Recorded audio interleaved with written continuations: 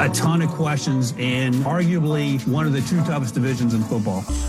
No offense to my friends in Raiderland, but I just think they're building as opposed to everyone else in its division. I think the Raiders are definitely trending in the right direction, but as we get to 3-2-1, it really gets tough in this division. Just in this division, you look at, they're so far behind these other three teams. Oh, man, I'm going under. Yeah, I'm going to go under as well. Team's not good.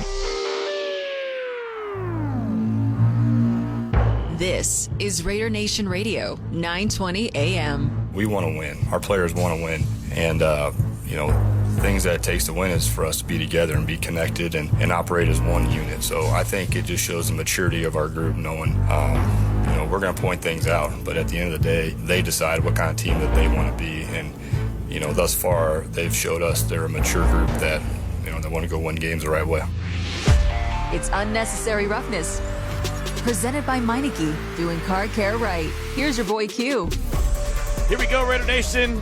Come into the sounds of Klint Kubiak talking about winning games the right way. Also come into the sounds of various national media members that are doubting the Raiders and not doubting Klint Kubiak, not doubting the direction that he plans on taking this team, but where they are in the grand scheme of things when it comes to the overall record for the 2026 season, which will see the first preseason game come to fruition tomorrow at Allegiant Stadium, where we were last night when the Raiders host the Cardinals. 1 of 3 preseason games. Then it'll be time for the real McCoy, September 13th at Allegiant Stadium as the Raiders host the Miami Dolphins. But as you could tell, the Raiders, their overall expectations and the division is part of the conversation, a lot of the conversation that we'll have on the show today, and come in with a little Debo sound as well. So I don't know if that doesn't give you a little bit of chills, get you a little bit fired up and excited for the start of the show. I don't know what will. So very excited. Ari is in the Lotus Broadcasting Studio, as he always is, and after a day being at Allegiant Stadium all day, I'm back in Studio Q for Unnecessary Roughness here on Raider Nation Radio 920. The guest that we have coming up on the show, Steve Wyche from the NFL Network. He'll join us coming up at 2:30. He was out at Canton, Ohio for the Pro Football Hall of Fame, the ceremony, the game last week that was on last Thursday, and all the festivities that go along with that. And I always like to get a recap. There's been a few years since I've been here in Las Vegas that we've actually been able to take this show to Canton, Ohio, when a Raider or two is inducted into the Pro Football Hall of Fame. Obviously, there was not one this year, so we did not make that trip. The next time the Raider goes into the Pro Football Hall of Fame, trust and believe that we will be there just like we normally are. But didn't have that opportunity this year, so we will catch up with Steve Wyche to get caught up on all the things that that went on there in Canton, Ohio, and get his thoughts on the silver and black and what they need to do moving forward. And now they start to take this new step and open up this new chapter of Raider football led by head coach Klint Kubiak. So Steve Wyche will join us coming up at 2:30. Chris Carlin from ESPN New York, he'll join us at 4 o'clock. We'll just scatter shoot all things NFL. Kind of go through some expectations for teams, divisions, teams that he's looking at that may be surprise teams that may be a surprise team because they're not as good as a lot of people expect them to be. We'll just scatter shoot all things NFL with Chris Carlin. We'll do that at 4 o'clock. It's always great to catch up with him. And then at 4:30, we'll make a little bit of a shift, a little bit of a turn, and we'll turn our attention to the NBA and the Lakers as they have now been sold again. Woke up to the sounds this morning and the tweet from Shams Charania from ESPN saying the Lakers were being sold for $12 billion plus. That is a whole lot of money. What a return on investment for the Buss family, which bought it back in the day, Dr. Buss, for pennies on the dollar compared to what they've now made. And so the Lakers now have new ownership.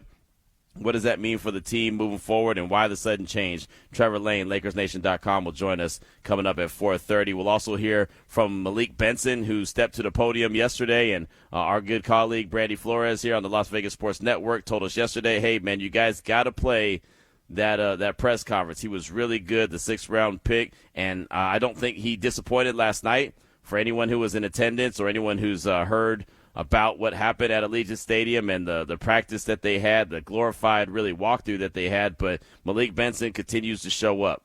And I think that there's a lot of people, a lot of young players that Raider Nation is pretty excited about, and one of them should definitely be Malik Benson. And look, I was not ahead of the curve when it came to Malik Benson. I was very much wait and see what happens. But we've had multiple calls that said, hey, man, watch out for Malik Benson, right? Malik Benson is a guy that you need to pay attention to. He could be a big-time player, and he's so far so good, and now we'll start to see what it looks like going up against an opponent starting tomorrow when the Arizona Cardinals are here in town. So you'll hear Malik Benson. We'll do that probably around 3 o'clock here on RaiderNation Radio 920. Of course, in the meantime, in between time, we'll always hear from you at 702-365-9200. That's the text line and the phone line. Ari, I know you have winning on the way. I know you got the word of the day. That's what's most important to me. We only got a couple days left. Like, we got to get serious. Right.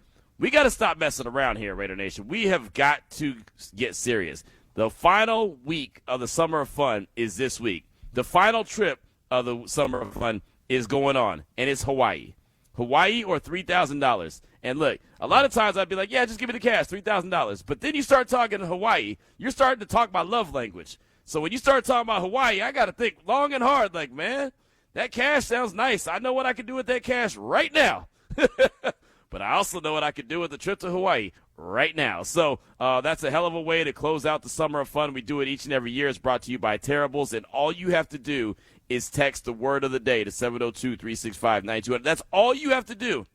Simple as that. You get that word in by 5 o'clock, you're in to win just like that. And I need a winner. All summer long, all summer strong, we've gone without getting one swinging D to be a winner from this station and this show. And to me, that's disappointing, right? Because, look, I've been trying to stuff the ballot box. Hey, dog, if there was any hesitation, I'd be like, yeah, I'm going to go ahead and sit this one out, man. Yeah, Mama Q ain't going to appreciate this one. So it kept me out of a lot of trouble because, the strong arm of the mama. Nothing but the fear of mama. Did not let me get into too much. But every once in a while, you know how it was back in the day. You had to think about it. You had to decide. You know, when they say write out a list of pros and cons, I didn't need to write the list. I had it in my mind. Well, look, this is the win, and this is what's going to happen if I get that win. Well, okay, let's go. So, hey, I might go to Hawaii. I might resort it up. I might go broke. Is it worth it? Absolutely. So that's no hesitation. So we're trying to send you to Hawaii for the Summer of Fun. It is the very last week, and the word is cabin. So text that right now, 702-365-9200. You'll have till 5 o'clock to get in to win. Again, Steve Wyche at 2:30, Chris Carlin at 4, Trevor Lane at 4:30, and, of course, you throughout the course of the show at 702-365-9200. Before we get into the opening drive, we got to hear from our guy E-Rob. Yesterday was important. The game tomorrow is going to be important, but today is important as well. And why is that? Because every day matters. The older you get, the more you start appreciating day in and day out because I can't get that time back. I'm in the business of saying, not if I would have did this or if I would have did that. I'm in the business of now. I'm in the business of now as well. And right now, let's jump into the opening drive. The opening drive of Unnecessary Roughness on RaiderNation Radio 920 AM is brought to you by Paul Pata Law. It's not about the injury. It's about the recovery. And off top, Ari, I got to give you props on our text line. Big Brent hit us up. Raiders going to silence all these haters in all caps. And it's funny, I referenced all caps the other day on the show, and I said whenever you text with all caps, that means that you're screaming at you. And that's just because that's what someone told me, like, oh, man, it's all caps. That means that they're screaming it at you. They're yelling it at you. So when I said that on the air, I had someone hit me up on Twitter and was like, hey, man, I just tweet in all caps. I wasn't yelling at you when I sent you that message. I was like, oh, no, you're good.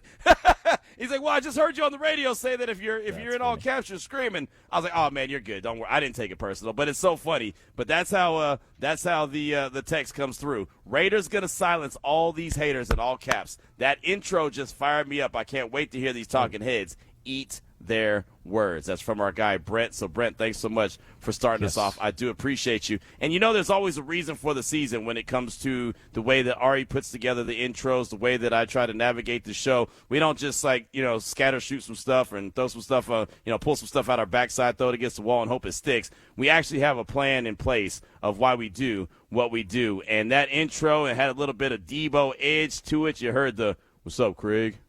What's up, Smokey? What you got on my 40? You heard that little bass line going on in the background. There was a reason for that.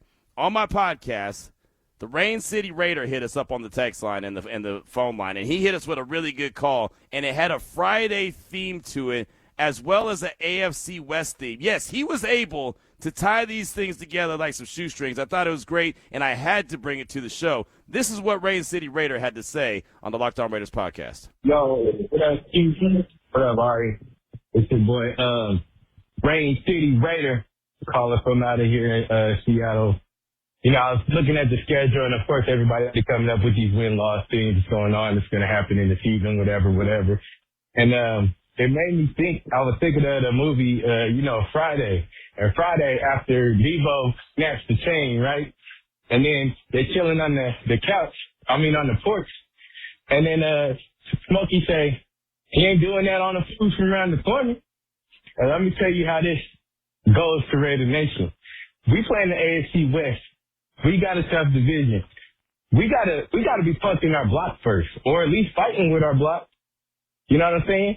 At the end of that movie, spoiler alert, if you've been somewhere missing since the 90s, Craig fights Debo and whoop up on him. Finally, he gets that courage to go and do that. And that's kind of like what I feel like the Raiders are about to do, or what they need to be on the verge of doing.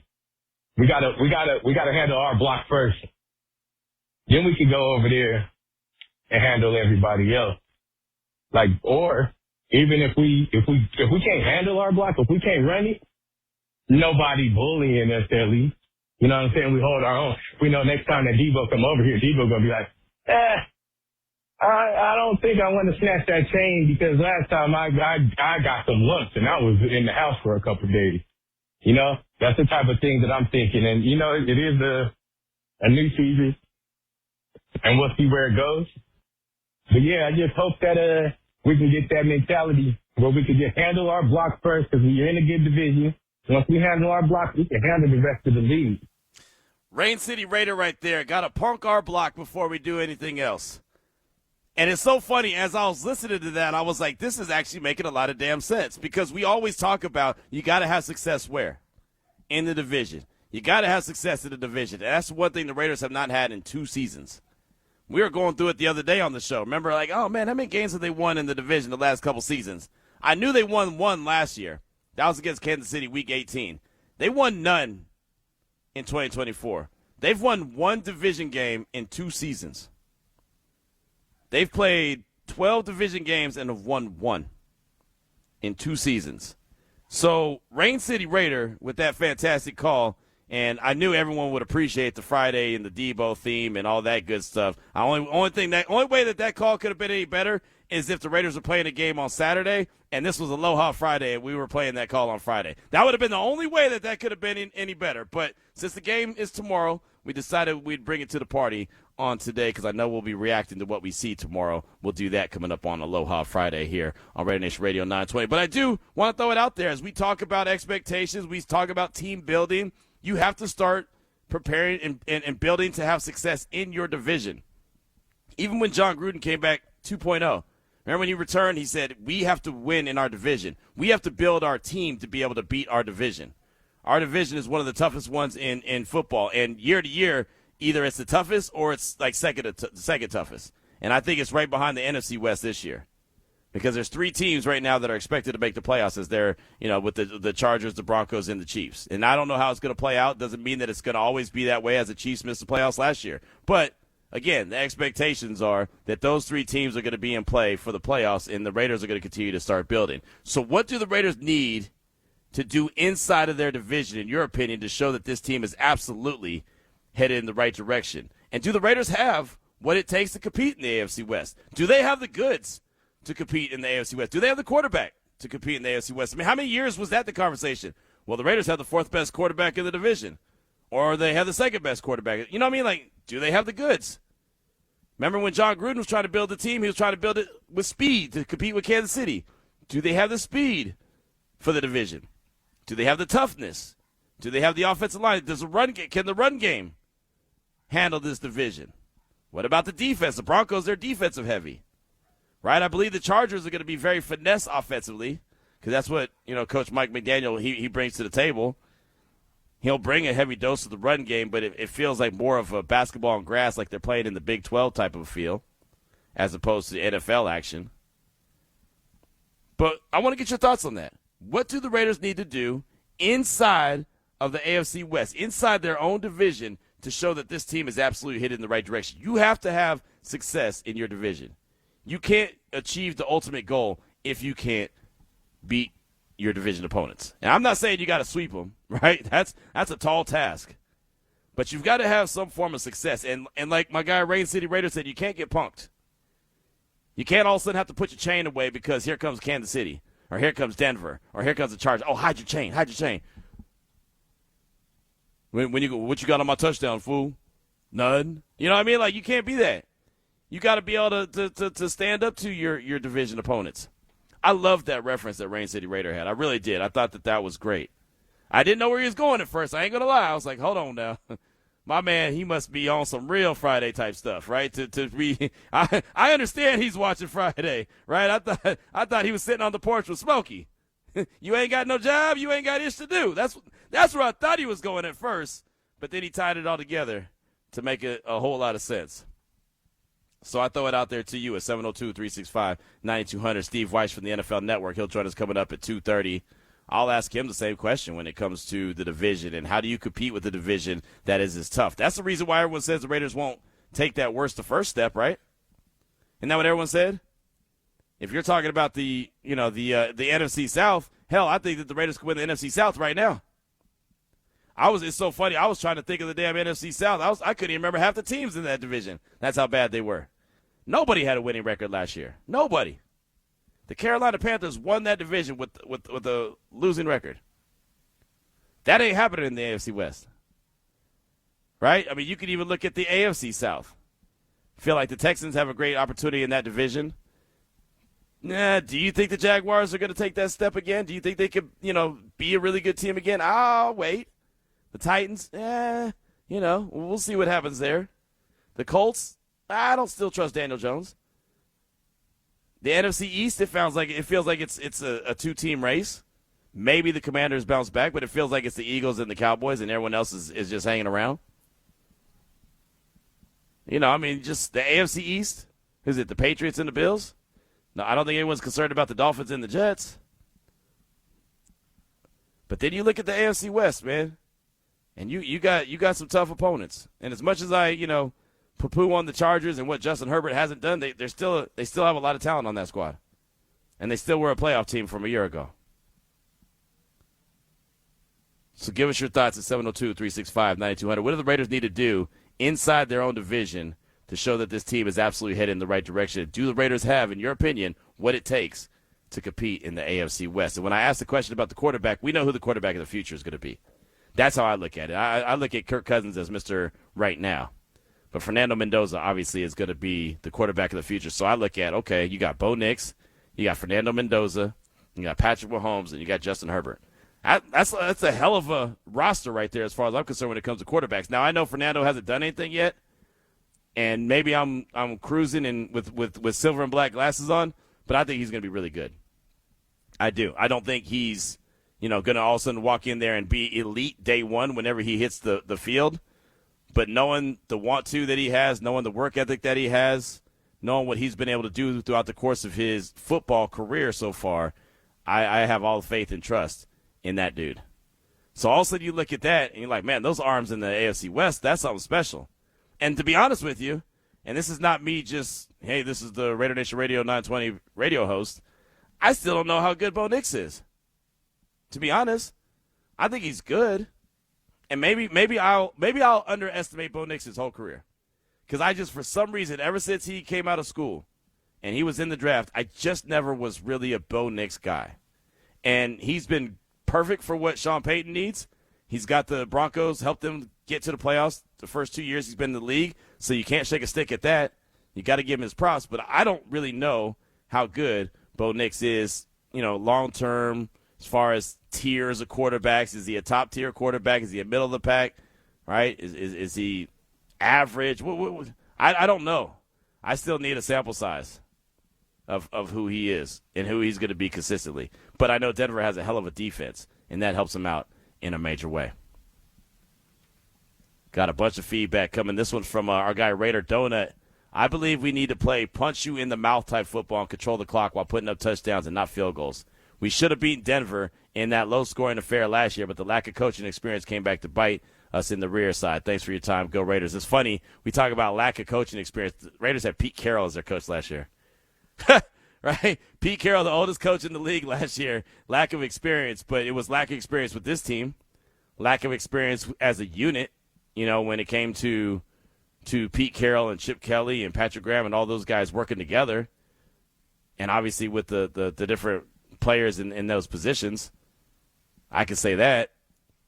The Raiders just weren't – there's a couple games they should have won last year as far as I'm concerned, but they weren't able to finish, and they weren't able to overcome mistakes. That's the biggest thing. That team wasn't good enough to overcome mistakes last season. And the one mistake in that Denver game that I'll never forget is early in the game, Ashton Genty. I felt like the Raiders were doing pretty well. Ashton Genty had a big run. It was about 30 yards, and they got called for a holding. And that came back, and the Raiders weren't good enough to overcome 1st and 20. And it felt like that was, when you have that balloon or you have that new ball and you just, you're playing with it, then all of a sudden it lands on like a thorn or it lands on something, boom, pops. It felt like that. It felt like the Raiders, they had that brand new juice. They had that bounce. Ashton Genty was on his way to a really big game, holding, and then all of a sudden, boom. -10. I didn't see Fabian with the -10 on that one, but I'd like to see that -10 tweet because that put him at 1st and 20, and they couldn't overcome that. And I felt like right then and there, the air came out of the sails in that game. That team was not good enough to overcome penalties. And I don't know how good this team is going to be when it comes to overcoming penalties. There was a couple times at training camp where there was a false start called, and I just looked. It's so frustrating. Because, one, and Lincoln says this all the time, the snap count. So the false starts, the -5s, all of a sudden that 3rd and 3 turns into 3rd and 8. That's a whole different ball game.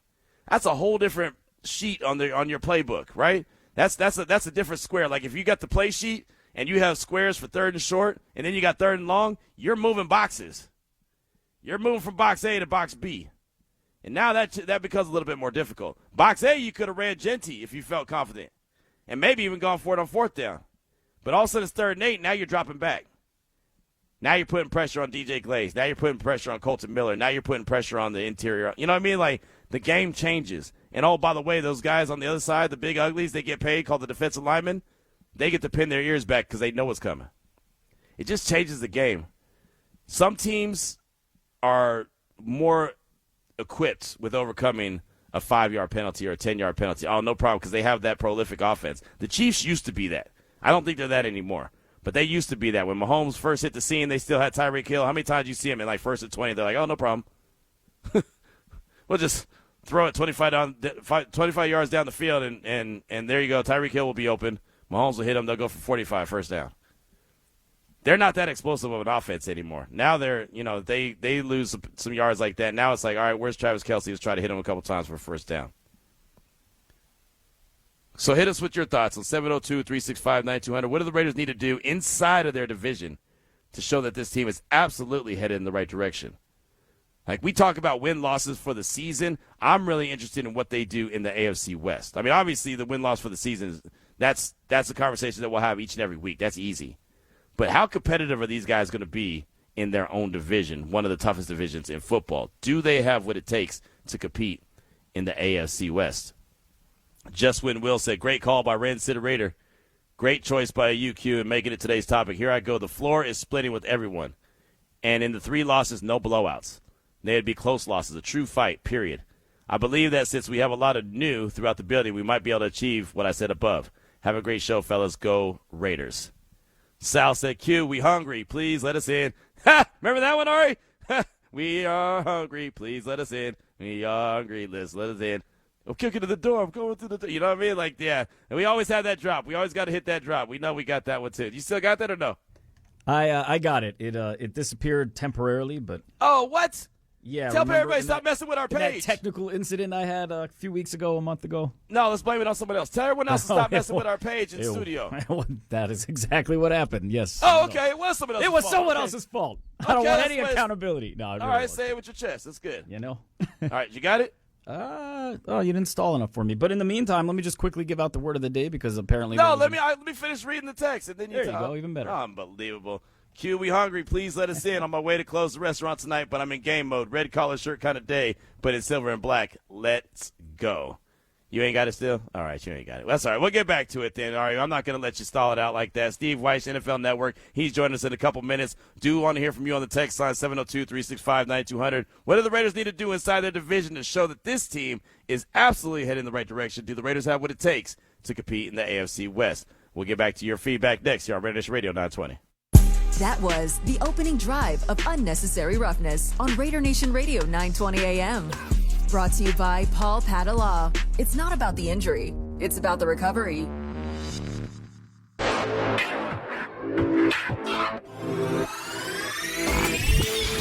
It's important. From a scouting perspective, they always talk about getting guys from winning programs. That winning brings about a different level of standards. You think about Nakobe Dean being a part of a Super Bowl champ. You think about Quay Walker. They win a ton. They know what success looks like, and they hold their teammates to a different standard. So I'm loving that part of it, and I'm also loving what Klint Kubiak obviously is bringing, coming fresh off a Super Bowl run. There's a different level that you kind of lead your team to when you're used to winning. You expect more. You demand more from your people. You're listening to Unnecessary Roughness with your boy Q. Brought to you by Meineke, doing car care right. Bucky Brooks right there talking about Klint Kubiak and being a winner and expectations for the team and the characteristics. And we've seen that as training camp has rolled on and Klint Kubiak's trying to put his thumbprint on this Raiders team. It is Unnecessary Roughness here on RaiderNation Radio 920. Want to take you back to last weekend in the Pro Football Hall of Fame, the ceremony, the game, everything that went down in Canton, Ohio. And to help us do that, we bring in our good friend Steve Wyche from the NFL Network, who was there on site. And Steve, thanks so much for your time. I appreciate you.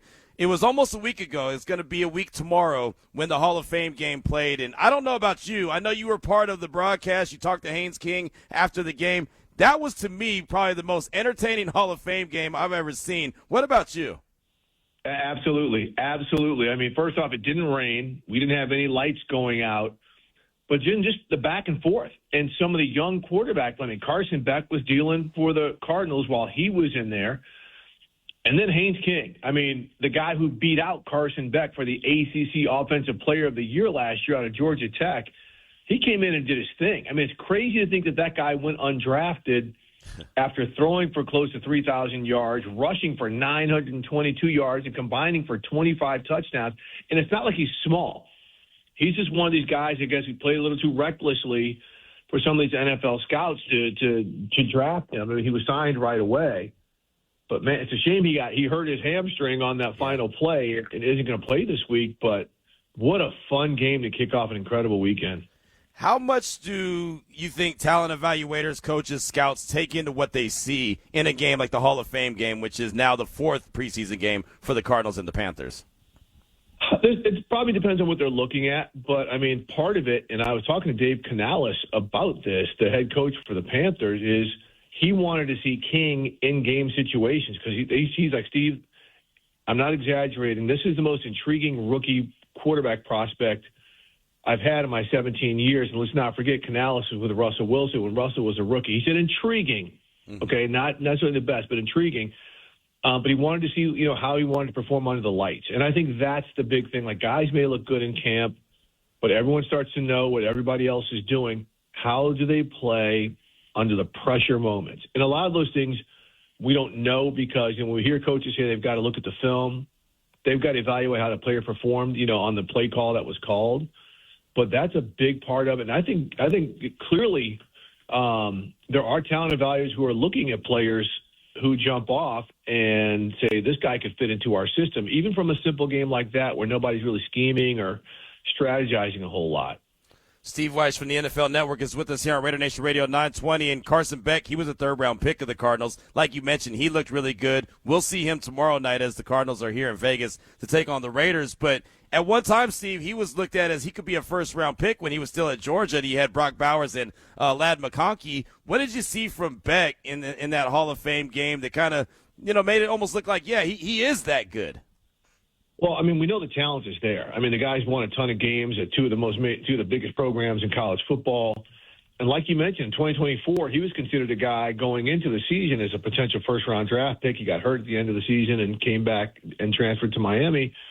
But and I talked to Michael Floor about this. He's like, Steve, he's been really good in training camp because he's not trying to force anything. He's like, the few times he forces it, there's a mistake here or there. I want to make sure he doesn't do that.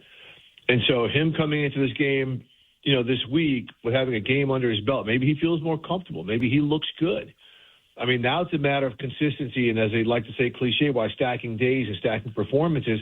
He has another consistent performance like he had last week that's only going to enhance his credibility in a situation where, yes, Jacoby Brissett is a starter and Gardner Minshew is the backup with a lot of veteran ability, but he may hopscotch Minshew or something like this, or they look at the season's not going well, let's give Carson Beck a shot. So a lot of things in play. We can't get too excited about preseason, but you keep on stacking performances like that. That'll help your cause. Yeah, there's no doubt about that. And I always enjoy being in Canton, Ohio for the Pro Football Hall of Fame because, as you know, it's the Hall of Excellence. There's so much greatness there, and the guys that are being inducted as well are greatness. I want to start with Roger Craig, and, he's dealing with dementia, but he announced it in his own way. It wasn't something that the media discovered. It was something that he talked about. What did you think about just Roger Craig and the way that he delivered his Hall of Fame speech? Incredibly powerful. Incredible grace and incredible courage. Look, I've been around Roger for several months now, and it was clear to me as somebody who had a parent who went through that he had something going on. But I'm not a doctor to diagnose, and it's not my story to tell. Right. And I'm sure a lot of people understood that. We all know people who are going through things. It's not our stories to tell. And the fact, one, he decided to tell it, and two, as eloquently as he did, and three, he didn't say football doesn't define Roger Craig, this disease doesn't define Roger Craig defines Roger Craig. What an exclamation point. Yeah. To really hit the soul of someone where we saw the videos and the highlights, and those of us old enough know how great of a player he was and how deserving he's been of this honor.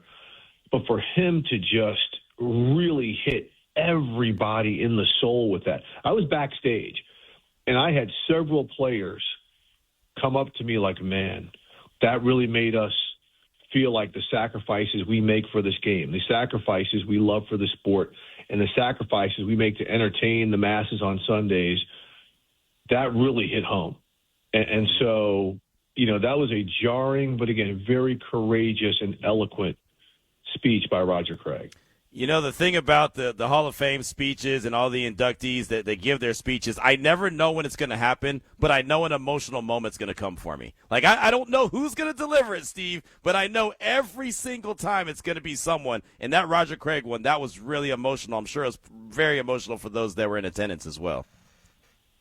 Yeah, absolutely. I mean, even the people who are too young to know who Roger Craig is, to hear something like that, again, because it's something that's touched all of us. We all know somebody who's gone through dementia or Alzheimer's or some type of cognitive issue or some type of handicap.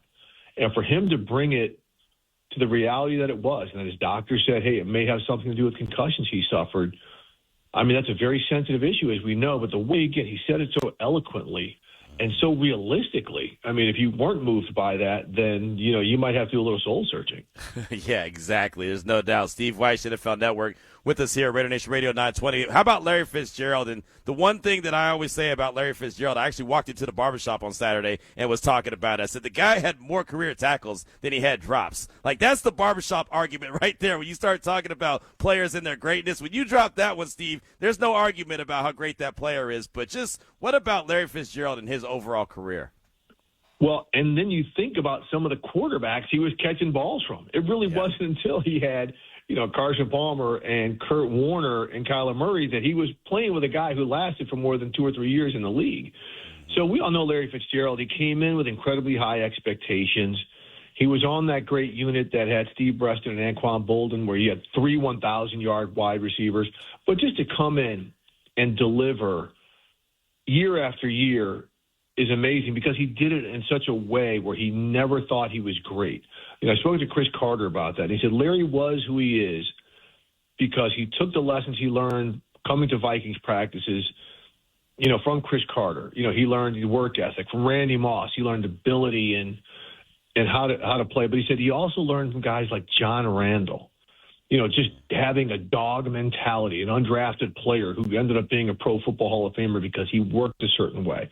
And the fact he incorporated all of that together from such a young age all the way through the last play of his career is why he was so special. Yeah, he was such a special player. I always enjoyed watching Larry Fitzgerald play. And then Drew Brees, of course. I know Kuechly and Vinatieri, they did their thing, and they're well-deserved. But Drew Brees, I thought he knocked it out of the park. I know a lot of people were talking about his speech and just his journey, going from a guy in San Diego where it looked like his career might be over to what he was able to do with Sean Payton there in New Orleans. What do you think? Well, I mean, as someone whose favorite city is New Orleans, we already knew Drew Brees was never going to have to buy a drink ever again, but that dude can run for mayor, governor, and every other political office all at once, and he's going to win in a landslide. For him saying, like, he would die for the right to represent that city. And it was just so touching, and as someone who followed Drew throughout most of his career in New Orleans, he just nailed it. I mean, everyone who's in the Hall of Fame has some type of incredible journey or obstacle they had to come through. First, Drew, it was his size. That's why he was a second-round draft pick, even though he was prolific at Purdue. Then the shoulder injury, and then coming together with Sean Payton, just a perfect match for greatness in terms of play caller, play designer, and then executioner in Drew Brees, and having so many great teammates around him that just fit in that system and what they wanted to do and fit that city. And having Brees really be the trigger man for all of that, it's just so incredible. And, when you talk to people like, Chase Daniel and people who are in the quarterback room with him, they were like the things you learn just being in meetings with him. And you can take that wherever you go. It's going to make you the smartest guy in the room. And it's going to make you a better person. So, look, the Hall of Fame, it's my favorite weekend of the year. Yes, Super Bowl, all that is majestic. But when you think about this, 387 out of the tens of thousands of people who've played at the professional level and the millions of people who've played all the way from youth leagues, 387 players, coaches, and contributors are in that hallowed hall. Wow. That tells you how rare of a person, a player, or whatever you are to have to be in the Pro Football Hall of Fame. That is such an elite club. That is the elite of the elite of the elite, right? Yes. 387. That is incredible. And, yeah, I really do appreciate any time I get to spend there in Canton, Ohio. Again, Steve Wyche with NFL Network. It's here on RaiderNation Radio 920. We'll close out with this. We were talking about the Raiders and the AFC West and how that's not one of those divisions that you just all of a sudden you go from worst to first because it's not the NFC South. It's not one where it's just that close. These are some tough teams in this division. The Raiders haven't been successful in 2 seasons. They won 1 game in the division. What should be the goal as far as defeating your division? What should that goal look like for the Raiders this year 1 of Klint Kubiak, in your opinion? Look, man, you can't put a number on it and forget being competitive because, as we know, horseshoes. Yep. That's only what close count. You got to win ball games. Yeah. Right, and so nothing is going to feel good. Losing a 3-point game is not going to feel good because you lost it. You get 2 shots at them. Winning ball games. Denver is loaded, right? That might be the team to come out of the AFC, but beat them. Yeah. Right. There are things, but the first thing you have to do is you have to win your division. You build your roster to win your division. You win your division, you get into the playoffs, and then you never know what happens from there.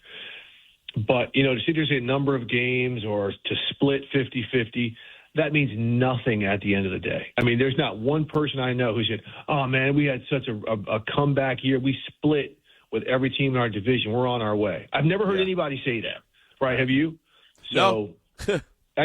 Seriously, expectation should be if you want to make your presence known, you win the majority of games in your division. That has been the biggest – well, that's one of the biggest issues. Like I said, 1 division win the last 2 seasons, that's not going to cut it. This division is a dog. So you got to build, like you said, build a team to win your division. Well, really good stuff as always. Steve, wanted to catch up and talk a little Canton, Ohio, and the Pro Football Hall of Fame. What else you got going on that we should be able to look out for? Well, I'll be on the Insiders tonight. We're going to talk a little bit about, the Falcons quarterback situation since Tua is named the preseason starter. We'll see what's going to happen in Cleveland. So, yeah, a lot of good up-to-date conversation based on our inside training camp coverage. And then we're going to get more and more into these preseason games as we get closer to the weekend. Yeah, man. Preseason action coming up tomorrow with the Raiders and Cardinals. You know where we'll be at Allegiant Stadium. But, Steve, it's great stuff as always. Thanks so much for giving us some time. You know we appreciate you. Well, I appreciate you. Steve Wyche right there from the NFL Network with us here on RaiderNation Radio 920. What a fantastic weekend. And Drew Brees, Larry Fitzgerald, Luke Kuechly, Adam Vinatieri, Roger Craig all being inducted into the Pro Football Hall of Fame. 387 players, coaches, contributors. That's it. Out of all the folks that have played in the National Football League, coached in the National Football League, contributed in the National Football League, only 387 in the Pro Football Hall of Fame. So you also heard Steve's thoughts on the division. Just go win it, right? Don't put a number on it. Just go win it. I'm good with that. What are your thoughts, right? What do the Raiders need to do inside the division? Show that this team is absolutely headed in the right direction. And do the Raiders have what it takes to compete in the AFC West? Like you heard what Steve said. You got to build your team to win in the division. Have the Raiders build a team that could compete and win in the AFC West. Let us know your thoughts. 702-365-9200. We close out hour number 1 hearing from you. It's RaiderNation Radio 920. And the great thing for the Raiders is having those ball hawks back there, much to Q's point, turnovers are essential, and they really help sort of catapult a team to the next level. I remember specifically one interception back in the day, Rod Woodson in Denver. That night game where he ran it back, the game changer. And it changed our entire season around because we were in a little bit of a slump. Couldn't really figure it out. But we come away with the win out of Denver, and all of a sudden we're on our way to the Super Bowl. Turnovers flip the field right now. Yeah. Give your offense a lot of confidence, give your team a lot of confidence. More importantly, gives you extra rest for your defense. Now back to Unnecessary Roughness with your boy Q. Presented by Meineke, doing car care right. Big Lincoln Kennedy, that was this morning. Matter of fact, from Studio Q on the Raiders Squad Show, myself, Lincoln Kennedy, Chantel Shan.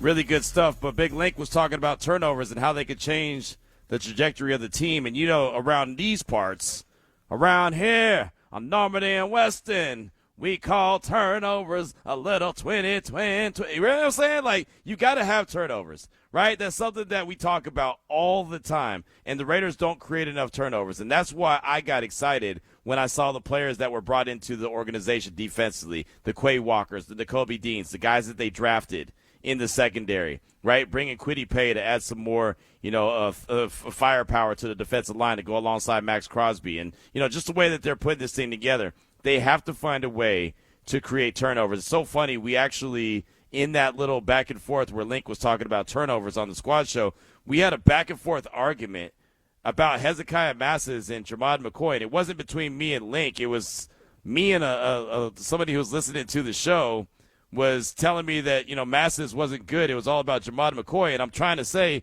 no, they're both really good. Like, both these guys, it doesn't have to be either or.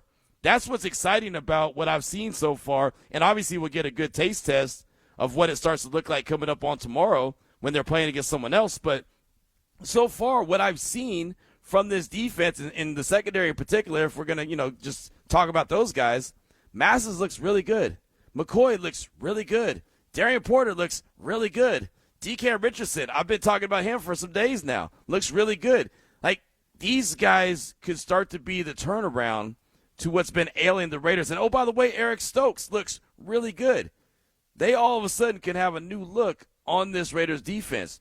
Traden Stukes, right? He's going to continue to come into his own. He's second on the depth chart behind Isaiah Polamau right now. Jeremy Chin, right? We know that he's a veteran that can get it done. He's got Dalton Johnson behind him. But the way that John Spytek and company have built this team, you don't have to look at one guy and say, oh, he's the man and the other guy stinks. They actually have guys that can go. And so when I say that, hey, this could be the new law firm of Masses and McCoy, or McCoy or Masses, it don't really matter who you pick as one or two. They both look really good. Again, it's early on in the process. They haven't played against anyone that wasn't wearing their same jerseys. So that will start to tell you a lot. Like Kirk Morrison said earlier this week, right? All right, now let me see you do it against someone else, which is fair, right? But it's so funny. It's almost like you have to dig your heels in the sand and no, it has to be this guy. You don't know what you're talking about. That guy's a 5th-round pick. Well, McCoy was a 4th-round pick. He was a 4th-round pick for a reason, not because of his talent level, because of the injuries. So he's got to be out there and available. But they both look good, and that was my whole point of the conversation.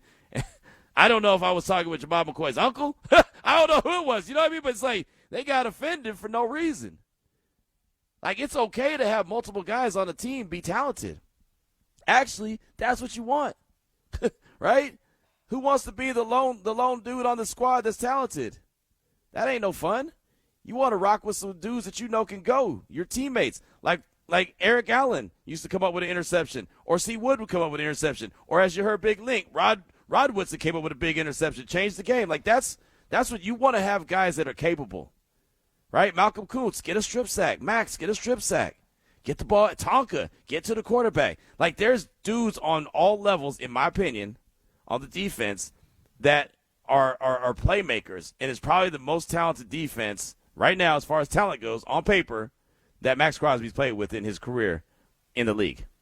I don't think there's a defense that he's ever been a part of that's had this much talent on paper, but they got to go do it on the field. Hour number 2 is up next. It's RaiderNation Radio 920. And I just feel like at Oregon, I was playing with super confidence. And when you're out there with super confidence, I feel like nobody can stop me. And, just being able to carry that mindset over to this next level, man, it's going to be super fun to show what I can do. He's got a crack at this one from the 16. Malik Benson across the 40, midfield. Benson, he might take it. He will. Malik Benson, touchdown, Ducks, flying high to the end zone.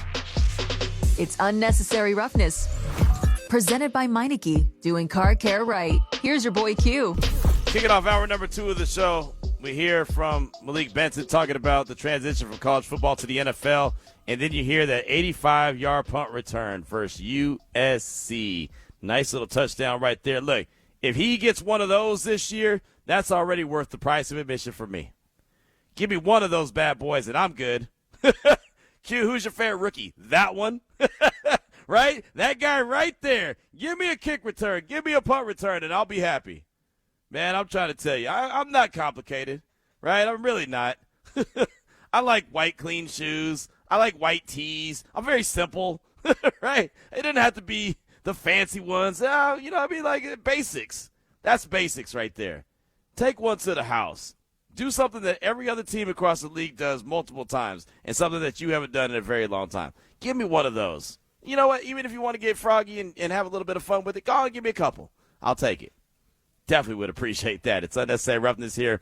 RaiderNation Radio 920. We'll actually hear from Malik Benson in a hot minute what he had to say at the presser yesterday before the team made their way over to Allegiant Stadium for their final, I want to call it a walkthrough. It was a little scrimmage-type practice. Really, as Lincoln Kennedy pointed it out, it was fan day. And there was a lot of fun after the practice was over. A lot of fans had an opportunity to interact with the players, take pictures, get autographs. They were throwing out T-shirts. They had a really good, fun time. Myself and Brandy Flores, we kind of walked the whole field and kind of documented and let it be known who was out there signing autographs and what it was all about. And the big roar that you heard from the crowd really came after the practice when the players were interacting, seeing Max signing a bunch of autographs, Brock Bowers, Fernando Mendoza, Malcolm Kuntz, Jamad McCoy, all these different guys signing autographs. That was really cool. Trey Zune, and just for the players, especially the young guys, to get the love from Raider Nation, I thought that was really cool. I did throw the question out there to you at 702-365-9200. What do the Raiders need to do inside their division to show that this team is absolutely headed in the right direction? Do the Raiders have what it takes to compete in the AFC West? And you know what? That might be the even better question. Do they have what it takes to compete in the AFC West? As Steve Wyche pointed out when he joined the show in the last hour, you got to win. There ain't no number you can put on. You just got to go win. You just got to go win. Now, I always look at it like, hey, the Raiders need to at least try to split in their division. They need to try to at least go 500 to say that, they can do it. But I totally understand what he's talking about. You want to be considered a really good team, just go win the damn games in your division, right? Like you said, you got two cracks at each one of those teams. You got to go out there and you got to make it happen. But we do want to hear from you at 702-365-9200. We don't have another guest until 4 o'clock when Chris Carlin from ESPN New York will join the show. So we've got time to hear from you. Matter of fact, let's go out to the north, talk to our guy Vince. Big Vince, welcome to the show. What's on your mind? Q, how you doing, man? Good, man. How are you? I'm good, man. I'm just enjoying my days off. I took some time off from work, so I'm just relaxing, maxing and relaxing. Shooting some b-ball outside of school till a couple of guys that were up to no good started making trouble in your neighborhood. Yes, sir. Yes, sir. You already know. But this time I'm getting into no trouble, man. I'm staying out of trouble. I heard that. Yeah, I think it's a fantastic question that you dawned upon us. I think what we got to do is the first thing when I heard your question, the first thing that came to my mind was, how about we win a game in SoFi? I mean, we haven't won a game in SoFi since, 2020? I mean, there's more Raider fans than Chargers fans in L.A. How come we just can't remind these guys who really runs Cali? I think it starts right there. And then the second thing is, let's compete against, in October 4th, we have a huge opportunity to steal a game real early in the season against the Kansas City Chiefs. And that's the game I plan on attending, too. So I will be in the house. Nice. Mahomes is going to be Mahomes, but I don't think he's going to be as mobile. I mean, this guy, he's gotten nicked up. If you look at his career, he's taken some serious beatings. He's had some significant injuries, but he's still going to be Mahomes.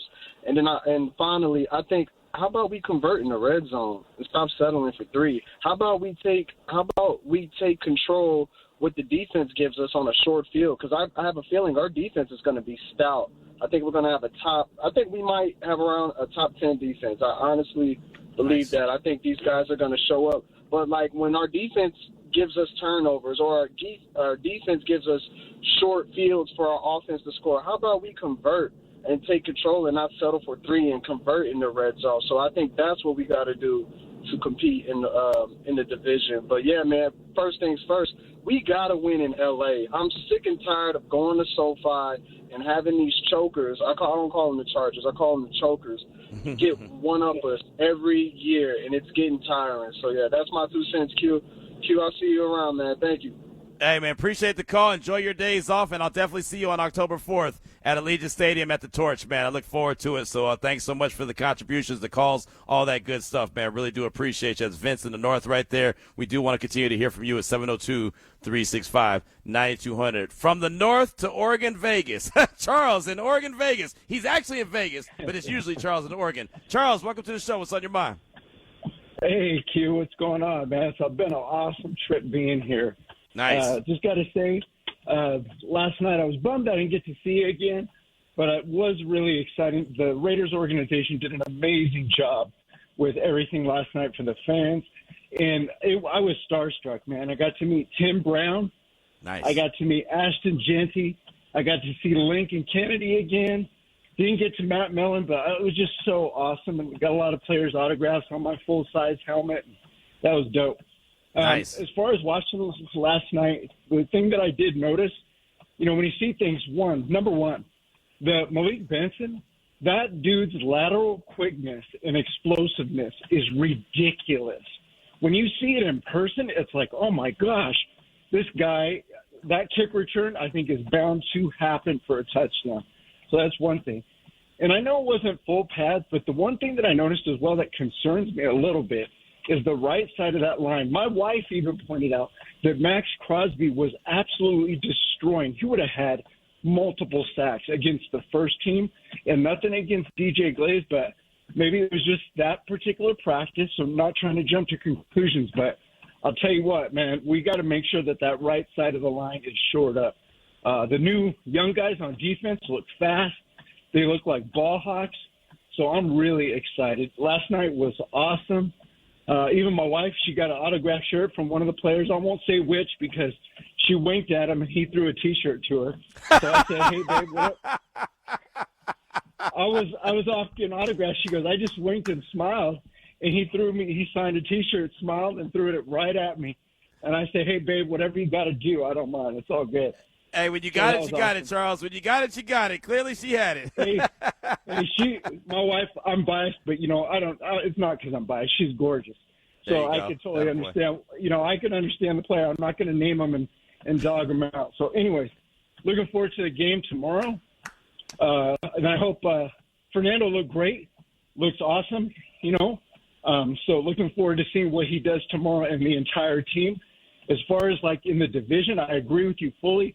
We got to at least split. But the thing I want to see is physicality.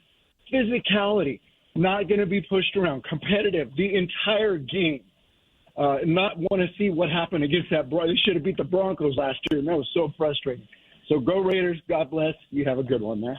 Hey, great call, Charles, right there from Oregon, but in Vegas right now, was in attendance last night, will be in attendance tomorrow night. We look forward to that. Really cool. I'm glad you had a really good time, and I know the Raiders will be excited to hear that you had a really good time as well. I'm glad you brought up Malik Benson as well, because I did want to get into what he had to say. And, before we get to Malik Benson, you mentioned the offensive line and the struggles, and that was something that even Brandy, as we were sitting in the press box, she was sitting next to me, she said, I think this has been kind of a rough night for the offensive line. It looks like the defensive linemen have been able to get through pretty easily, and there were probably about, I don't know, but maybe a 5 or 6 plays in like a 10-play span where it would have been a sack. So that was, and look, there was no pads like you mentioned, so that could have been a part of it. It was, to me, it was kind of like a glorified walkthrough, but that was something that we did notice, and multiple people sitting around us in the press box had pointed that out as well. So definitely something to pay attention to, especially when the offensive line, that's one of the big storylines that we talk about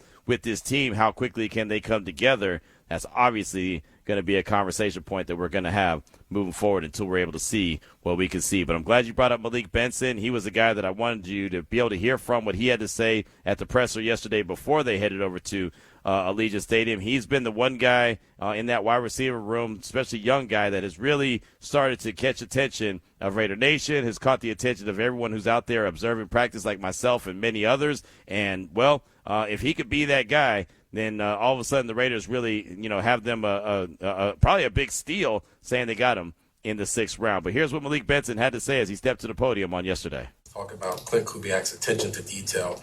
What is that like? Is it more he's just very specific in terms of the routes and the plays? Just when people say attention to detail, what does that look like? Yeah, so like if our route, if it's at 12 yards, he wants it at 12 yards. He don't want anything cut short or anything too deep. And I feel like when you have a head coach that is focused on little things, it's going to make the program, and just it makes everybody just want to be, really good. Are you able to appreciate how well you're playing right now, or are you just so in the moment and focused you're not thinking about it? Yeah, I'm not really too much, thinking about it. I just know, like, my hard work and my preparation, is leading me to be able to come out and perform at practice. Just the help with the older guys just help me, be able to line up fast and to learn the playbooks. I feel like, when they welcome me with open arms, it made it easy for me just to sit down and learn the playbook and be able to play fast because, I was able to, gain their trust really fast. With you and Fernando coming in together as rookies, how important is that you guys are able to spend so much time together so early and develop that chemistry? Well, I'm nothing without my quarterback, so, obviously in college we battled it out, but, we put all that aside. And, when I first met him, we first met each other, I met him at the Combine, and it just felt like there was just it felt like we were just like best friends from that moment. And then obviously, I got drafted and he got drafted here. So he called me and, I told him that, whatever he needs, if we got to watch more film, if you need more, if you need me to catch more, just little things like that. Cause I know like when it comes to Sundays, when it comes to practice, like, he's going to rely on me to be in that spot. And I'm going to rely on him to, place the ball where it needs to be placed. You've also gotten a lot of reps of the ones. How valuable has that been, especially working with Kirk? Honestly, just for my confidence, I feel like it is been really good for me just to, show myself that, I can do it. But, I'm really glad that, the coaches and my teammates, they're giving me opportunity and they're trusting me and I'm able to show, that I can be trusted. Have you felt the buzz that is kind of building about you, that the excitement that the fans have about what you could be? I mean, have you kind of been able to feel that while you're in camp? I really don't pay too much attention to that. I just try to, focus on my job and, let everything else, come with it.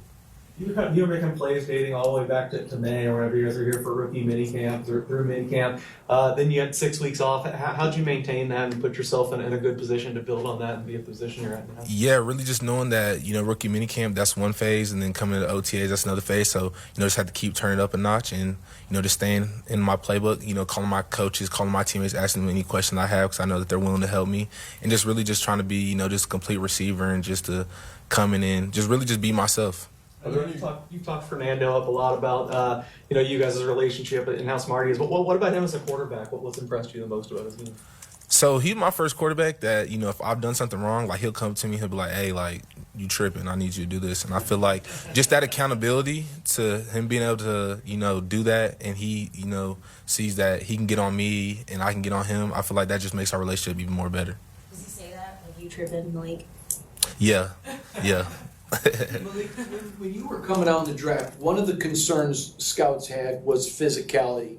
But we watch you in special teams, We watch you, downfield blocking. There's zero in that. Is that maybe a place of pride for you that you're more physical than people thought and you set out to prove that? Yeah, so going to that whole process, that was what I was hearing a lot. So I knew that no matter when I was going to get picked up, I was going to get an opportunity to show, what I can do. And, I got picked up by a great organization. So, each and every day I just come with that chip on my shoulder to show everybody, like, if you think I'm soft, then you don't have to come out here and find out. On the back end of that question with the physicality, you were obviously a big speed guy, and a lot of people probably thought that it was just kind of like only speed to your element. But how much have you put forth into making sure that the route running and the releases are also, equally combined with the speed? And who are some people around the building that's helped you along with that as well? Yeah, so just knowing that the NFL is, it's another level up. Like, the separation is going to be the biggest thing. So, obviously, I'm a blazer and things like that. But, I can't just be a one-trick pony. So, really just in the offseason, just perfecting my craft on, getting it out of my breaks. I feel like that's really helped me a lot. But guys like, Trey and Jalen, I've really leaned on them just because they've done it before. They've been in the systems. And, I see their work that they do each and every day. And, they just impress me with how they come in the building. They don't complain. And, they're just – bought into, the goals of the team. And, I just try to be, just like them guys. Are there any receivers as you modeled your game after? Yeah, so, I like to watch, like, JSN. I like to watch Justin Jefferson, Jamar Chase, things like that. You and Hezekiah have built a really good relationship, and he, like you, is shining in this camp. Would you talk about that relationship with him and what you see watching him? Yeah, so bring it all the way back to training for the combine and everything. We trained at the same spot. So, we built a good relationship there. And then obviously once, we both got picked up, we called each other super excited. And then, also right now he's my locker mate. So, I just told him straight up from day one, like, I'm going against you. Like, we could be buddy-buddy in the facility, but when we're on the field, like, I don't really know who you are. Like, I need your best, he needs my best. And, just he gives me – a lot of great looks. I love going against him just because I know that when I step out there, he's going to bring his all. And, when you got two young guys that's, trying to battle it out, that's all you can ask for, just great competition. What do you expect tonight to be with practice at Allegiant, and how do you think that's going to help? Could you repeat that? How different do you expect practice to feel tonight, and how do you think that's going to help Thursday? Honestly, I feel like it's still going to be practice at the end of the day. It's just in a different location.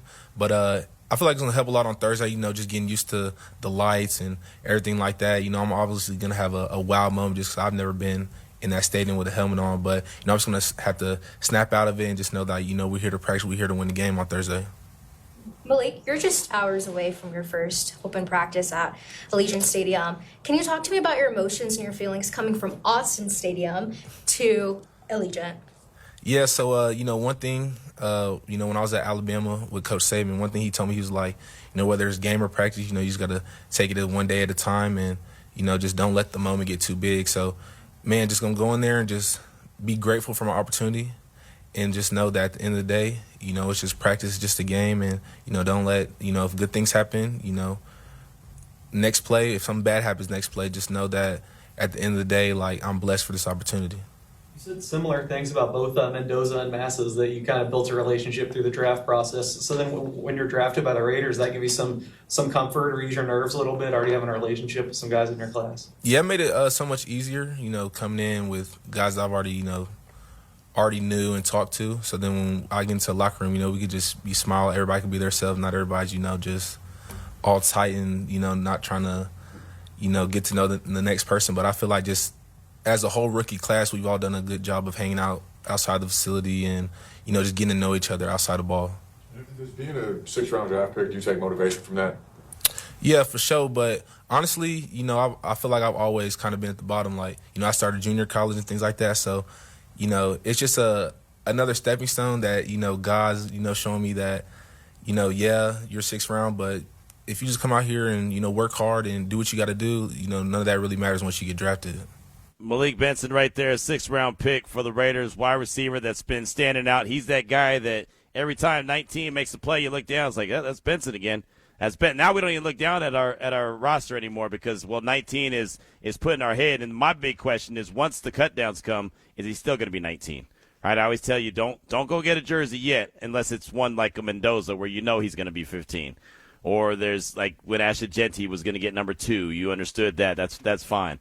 But don't go get a rookie jersey just yet, because once those rosters, those cut downs happen, then a number may become available that a player wants. I don't know what Malik Benson's, what he wants to do, what he's going to be later on, but so far so good. He seems like he's a hell of a player with the silver and black, and a guy that's already built a relationship with the quarterback of the future in Fernando Mendoza. So really wanted to make sure we played that and just get that sound out there, because, again, he's a 6th-round pick, but he sure doesn't sound like a 6th-round pick. Sounds like a guy that not only was drafted high, but he was drafted high with expectations that he's going to go on and make an immediate impact with the team that he was selected by, and he was selected by the silver and black. We do want to hear from you at 702-365-9200. Since we just heard from Malik Benson, we got to hear from the guy who probably mentioned Malik Benson's name first and foremost out of anyone. That's my guy Scott in San Carlos. Scott, welcome to the show. What's on your mind? Hey, Q. How you doing? I'm good, man. How about you? I'm good. You know, my ears were burning. As soon as I heard it, I was like, oh, they're going to play some Benson sound. I got to call in. But, yeah, the one thing I was going to say that did kind of surprise me a little bit in that first depth chart is they had Laube ahead of him on return. And I just thought that was, I mean, maybe it's just because he's a vet and it's a respect thing. But I'll tell you, I think I'd be very surprised if he's not at least, I mean, he may not take both return roles, but at least on punts, I imagine it'll be Benson early. But, hey, I actually called you for another. I was going to call you before I heard the Benson sound, but if you got a second, I got a conspiracy theory, which normally I'm not really that into. But so if you go back to last week, Thursday was like the kind of, everybody said like the worst quote practice that we'd had so far, and the energy was down, and people were wondering if it was the heat or whatever. Okay, so that's Thursday. And Friday, right at the end of practice, where it's not really going to mess anything up, then all of a sudden, oh, my dog's going to go crazy. I'm sorry. Hang on. It's a big dog, too. Yeah, he is. That's hombre. He's my buddy. Nice. Anyway, but then right at the end of practice, Cousins and Max get into what amounts to nothing, but just enough that fires everybody up, and it's a big talking point, whatever. And then what do you know? Saturday, all of a sudden they're like, well, we're going to hold Kirk out and let Mendoza get, practice time with the ones. Now, again, I know it's a conspiracy, but I've been watching football for a very long time, and I'm like, I just wonder if that was just a coincidence. Like, let's put it this way, and then I'll get off your radio. But if Crosby and Cousins don't have any of the problems ever, the rest that we ever hear about, I'm going to say, well, I think somebody pulled them aside and said, hey, how'd you like tomorrow off? We'll let the rook get in here. And then the other thing, of course, is they also had Sunday off. Right. So then you get the veteran guys 2 days off in a row. Anyway, that's just I'll see what you have to say about it off the air. But thanks again, man. And I got to pull Chuck in or Charles in Kentucky and say you heard it here first on Malik.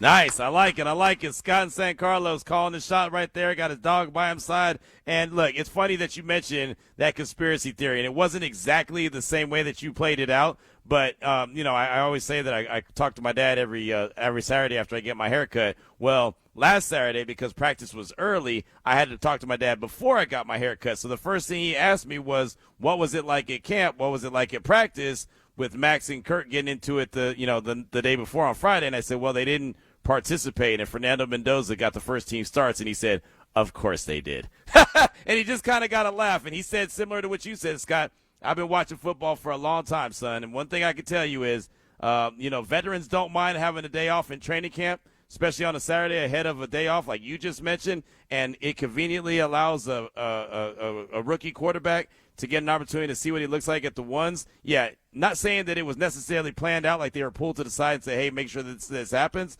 but that was the reason why it ended up happening on Saturday the way it did. Like, okay, we can use this to our advantage. There was no doubt about that. So, again, I don't know if there was ever a word that was mentioned to them ahead of time. I can't go that deep. I don't have enough tinfoil for that. But it was so funny that the first thing my dad said was, so what happened? When I told him, he said, oh, yeah, that was very, and he said in air quotes, convenient. I said, oh, I know. I have no doubt about it, and it was good. It gave us a good glimpse of what Fernando with the ones looked like, and it wasn't disappointing. He looked really good, and some fans got an opportunity to see him as well with the ones. So, it all conveniently worked out, like you mentioned, man. Thanks so much for the call. Definitely appreciate you. And let's go ahead and get one more quick call in, 702-365-9200. Let's go out to the Money Man. Money Mitch, welcome to the show. What's on your mind? What's poppin', Q? Ari, thanks for taking my call. I want to apologize for my cheapness yesterday. Totally uncalled for. I'm sorry. Someday I'll get you a ticket. Just make it make sense, though, that Rutgers is not the Big Ten. Neither is USC. For our non-conference game, USC be playing their old teams from the Pac-12 or UNLV. Wouldn't that be a logical place to play? We're not playing in the Big Ten for non-con, and I can meet you there. I got my real license. I know who I am. I get a couple of the vouchers if I have to. I'll get in an airplane somehow. You know? Yep. And I'm wondering, can Mrs. Nye smell the stench from Hollywood with the Lakers being sold to some guy who's indirectly related to, I won't mention his name. My hope is that we go 3-3 lease. Fernando has like 2,000 yards passing in a half a season, 1,600 yards from Ashton Genty, and Mike Mayer wakes up from his slumber.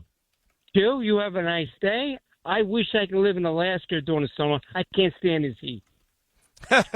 All right, Money Mitch. There you go. Said it with your chest. I like it. Really good stuff, man. Really good stuff. And yeah, man, the college game. It's funny you mentioned Rutgers. My guy Chris Carlin is going to join us at 4:00. He's actually the voice of Rutgers football. So there you go. Maybe I'll shout him out. I'll shout you out to him. And I'm sure I'm sure you know Carlin because you call ESPN Radio, and he used to do a show with my old partner Joe Fortenbaugh. It used to be what was it? Joe and or Carlin and what was it?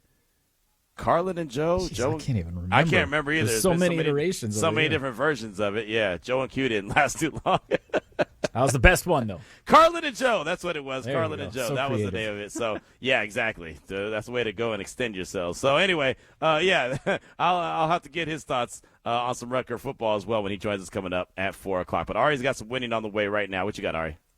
I do, as I get my mic on. A pair of tickets to see the Spin Doctors at the pool at Sahara, Las Vegas on October 10th when the weather will be really nice, so just think about that. I have tickets already in-house, so give me a call right now, 702-365-9200. Caller 9 and must be a Nevada resident. There it is right there. Caller number 9 is what Ari's looking for, 702-365-9200. We'll do football right next and hear from you. It's RaiderNation Radio 920. Baptism by fire. I'll be finding out pretty quick what it's all about here on Thursday. Again, I'm not doing it alone. Never called a game by myself. We do it with the whole offensive staff, relying on the defensive staff, on Coach Jody Camillus, on special teams. It is every NFL game takes the whole staff and all the players. So we'll not be on my own, but I'll definitely have a lot to learn real fast. Right now, we're doing football right on Unnecessary Roughness. Brought to you by Meineke, doing car care right. And as we do football right, we'll actually hear a little bit more about head coach Klint Kubiak. That's coming up in a hot minute here on Unnecessary Roughness, RaiderNation Radio 920. I threw the question out there. We've had a really good discussion based off of a call that I received on the Locked On Raiders podcast that myself and Ari are part of and do. And it was a really good call, and it basically was about got to be able to beat up on our own block, and to use the Friday reference and talking about, we can't get punked, by these other teams on the block. So the Raiders have to start having success in the AFC West. And that's just summarizing it. It was actually a really good call from my guy, Rain City Raider. We'll get to it a little bit later on just to kind of play it again. But you get the gist of it. You got to win in the AFC West. And the Raiders have only won one game in the last 2 seasons in the AFC West. Obviously, that's not going to get it done. There was a time when Denver couldn't beat the Raiders. There was a time when the Raiders were looking really good in the division, and they were able to run with everyone, and then the Kansas City Chiefs started tripping them up a little bit, but they're many moons removed from that. And the only win that they got in the AFC West in the last 2 seasons was last year in Week 18. And you remember the Chiefs were battered and bruised when they came into Allegiant Stadium, and the Raiders got that victory after finding out that they had already earned the number 1 overall pick before they ever even took the field on that Sunday there at Allegiant Stadium. So the Raiders need to start having success in the division. What do you think that they need to do to show that this team is headed in the right direction when it comes to the division, and do they have what it takes to compete in that AFC West? That's the question that we threw at you at 702-365-9200. Let's go out to Denver and talk to our guy, Raider Dave. Raider Dave, welcome to the show. What's on your mind? Hey, man, you're the only person in the world that I figured I could ask this question and get a direct answer. And before I ask that, I will say that it's the Raider run game. It's got to average over 4 yards per carry. That would be the key to me. Nice. Since you and I have many things in common, whether it's working in grocery or loving carrot cake, which I'm actually ordering some right now at Cheddar's, I have to ask you because we both play defensive backfield. The 2 interceptions and the play that he had, you can give me a 1 to 10 because I didn't watch it, obviously, about how good Mendoza did. But with those 2 interceptions, was it more on Mendoza misplacing the ball, or was it more on our defensive backfield being the ball hawks we want them to be? Well, I'll tell you, and thanks for the call. Appreciate you. On the interception that he threw to Greedy Vance, and that was, what was that, on Monday? That was just a bad read.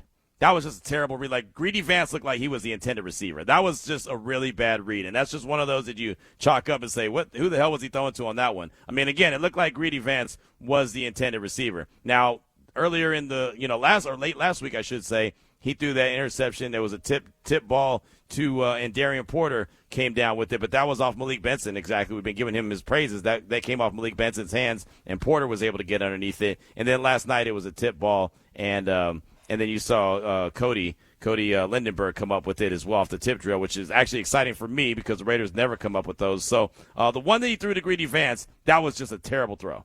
That was awful. But the other 2 was more of, okay, a guy got his hand on the ball, and they just didn't come down with it. Benson being one, and then the defender being the other. So there's that. So thanks so much for the call. Definitely appreciate you. Is he still there? Or no? Okay, cool.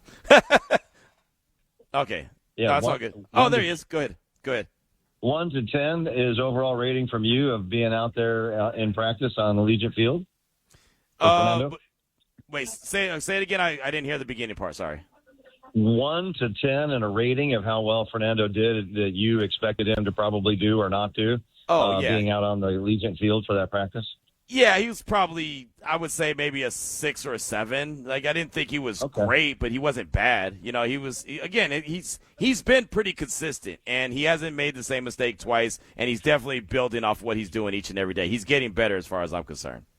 Can you, if you have the time, and I don't know if you do, but can you do the same rating on Genty and Johnson, the way they were playing? Yeah.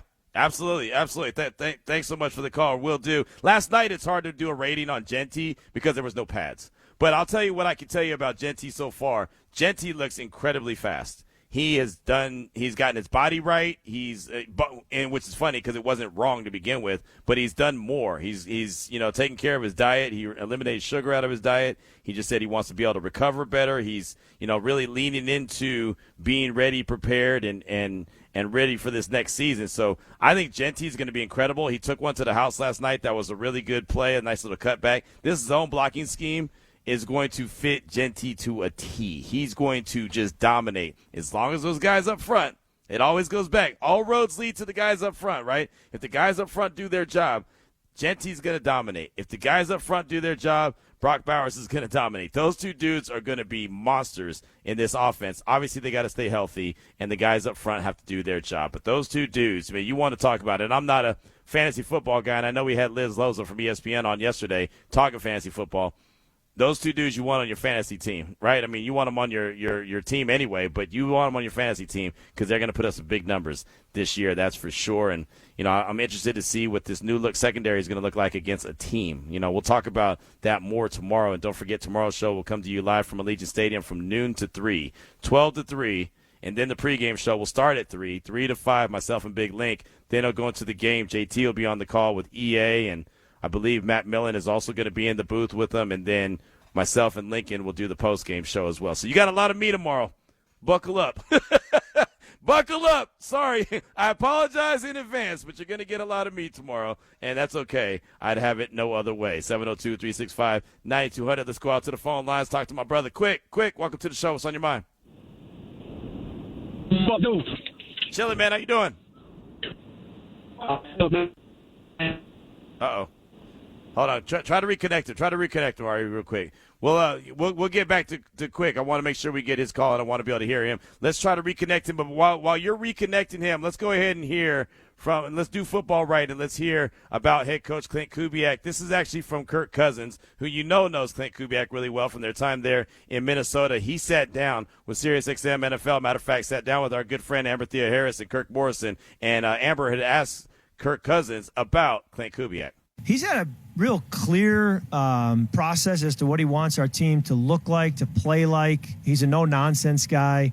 I sent him a message after OTAs, and I objectively felt this was the most urgent and most productive offseason program I've been around, and I think it really was that because of Klint. I felt he just came in every day with an urgency, with an organization, with an intentionality to what he wanted to get done. And I felt that the staff and the team followed that.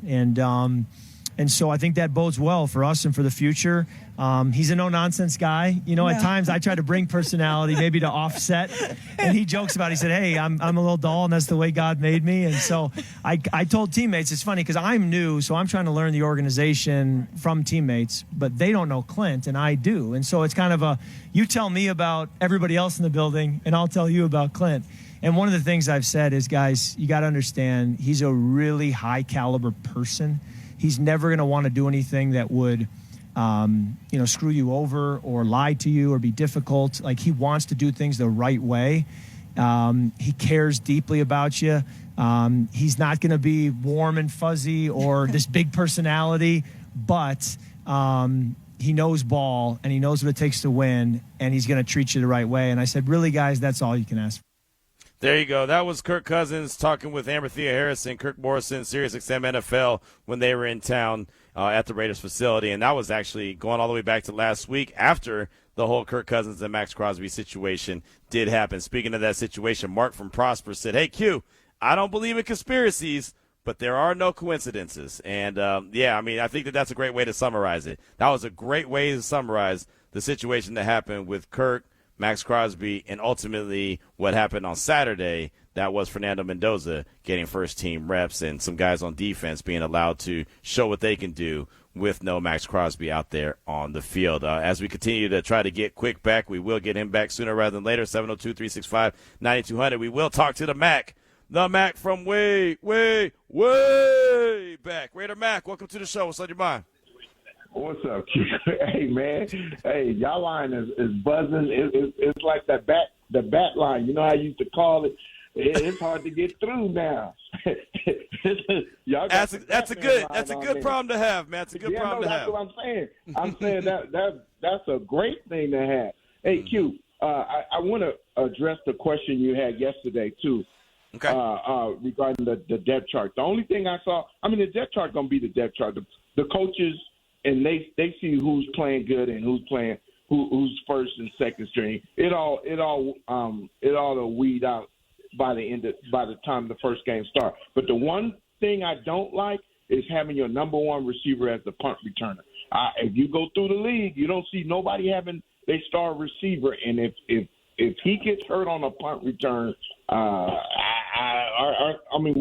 we got Jalen Naylor is really good, but we need that speed to open up, besides Naylor, open up the secondary. That's the only thing I would have an argument with. I would never put my starters starting punt as a punt returner. That's the only thing. Hey, Q, and one thing, what I want to see tomorrow, I just want to see the O-line, and I agree with you 100% that blocking scheme, and because, the Denver Broncos used that with his dad, and Terrell Davis just had a heck of a year. So I do want to see that, because Genty I went back and watched some of his games at Boise. Man, this kid can play. Even last year, he took a lot of hits. I went back and watched the games too this season, even though he didn't get, he was 100, 200 yards away from getting 1,000 yards, and he was hit more in the backfield than any other running back in the league.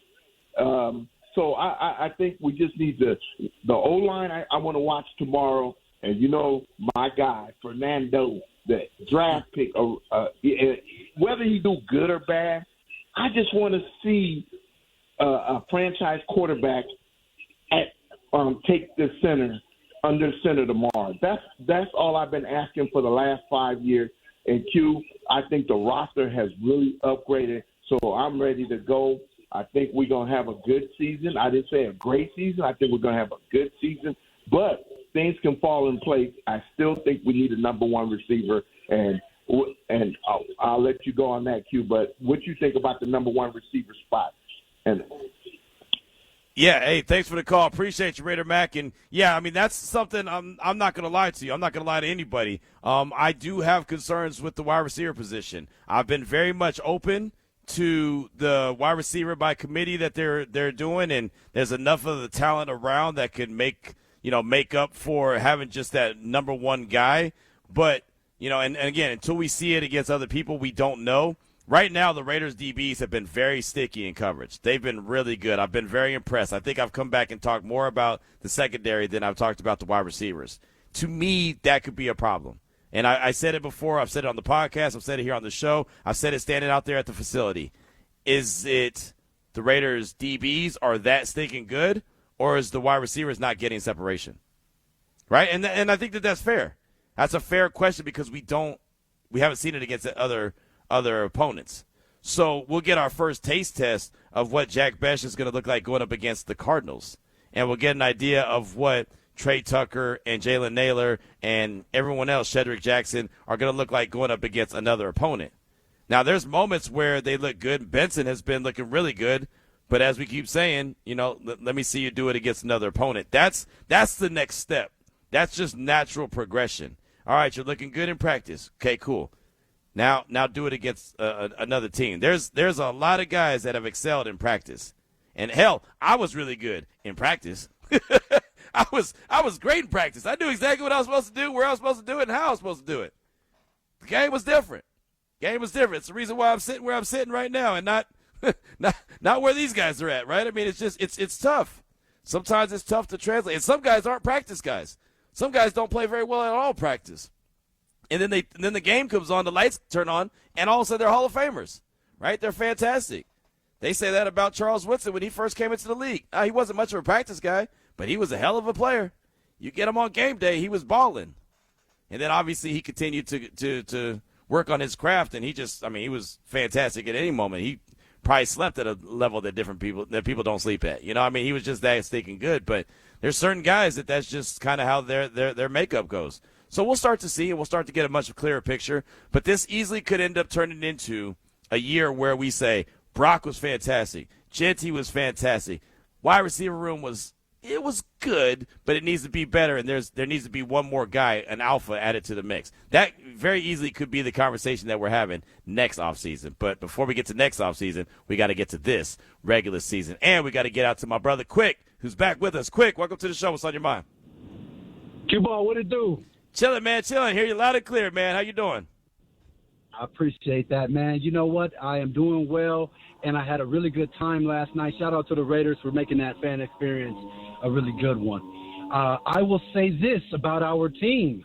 Anybody that hasn't seen or hasn't gotten eyes on this team needs to immediately, because we finally have some depth.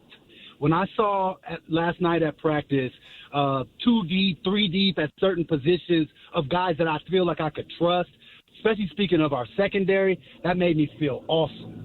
Even when it comes to our safety room, talking about Stooks running with the twos, Johnson kid running with the twos, like there's some people there that we have, and we're no longer kind of 1 deep.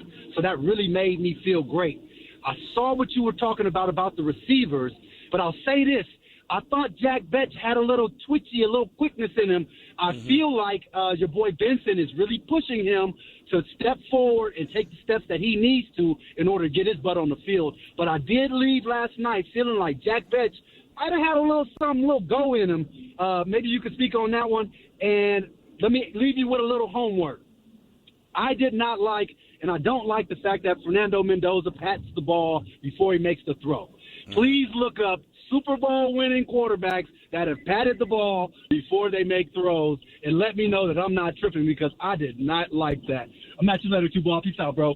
Hey, great call, Quick. Great call. And, it's funny on the Fernando Mendoza patting the ball, that's something that has been pointed out to me at practice as well.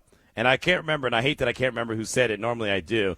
But they say it might have been Sam Gordon. He said he does pat the ball. It was, matter of fact, it was Sam Gordon. He does pat the ball every time before he throws it. Remember, that was the big thing that they said last year with Shador when he would pat the ball and then he'd throw it. And, I don't know who has done that. If they have done that, I'll have to go back and look. That is something to pay attention to for sure. I think that he'll be able to – I think he's going to be a really good quarterback. Like, bottom line, I think he's going to be a really good quarterback. But there's obviously areas of his game that he still needs to grow for sure. When it comes to Besh, I think he did. Good last night. I think he really. I don't want to say he's just a gamer, but he's a guy that when he has a chance to be physical is when he's at his best. And so even last night with no pads on, he wasn't able to be that guy. But when we seen him in practice, he's made some plays. He really has. And the fact that he's able to block really well, put his head in there and make that happen, I think that's a plus for him moving forward too. So, again, I don't think that the room is as bad as some people say, but I do think it's something to pay attention to, and there could be a cause for concern. And I don't think that Benson is pushing Besh. I think Benson is pushing Thornton. I really do. And Thornton hasn't been out there for 4 practices. And I know that he's not quite as tall as Thornton, but he's got speed like Thornton. And so if you have Besh out there, that could be a guy who I believe is a guy that'll move the chains, right? A possession receiver, Jacoby Myers type guy. If you have that guy out there, then you have a guy that can stretch the field and make those big plays like Benson.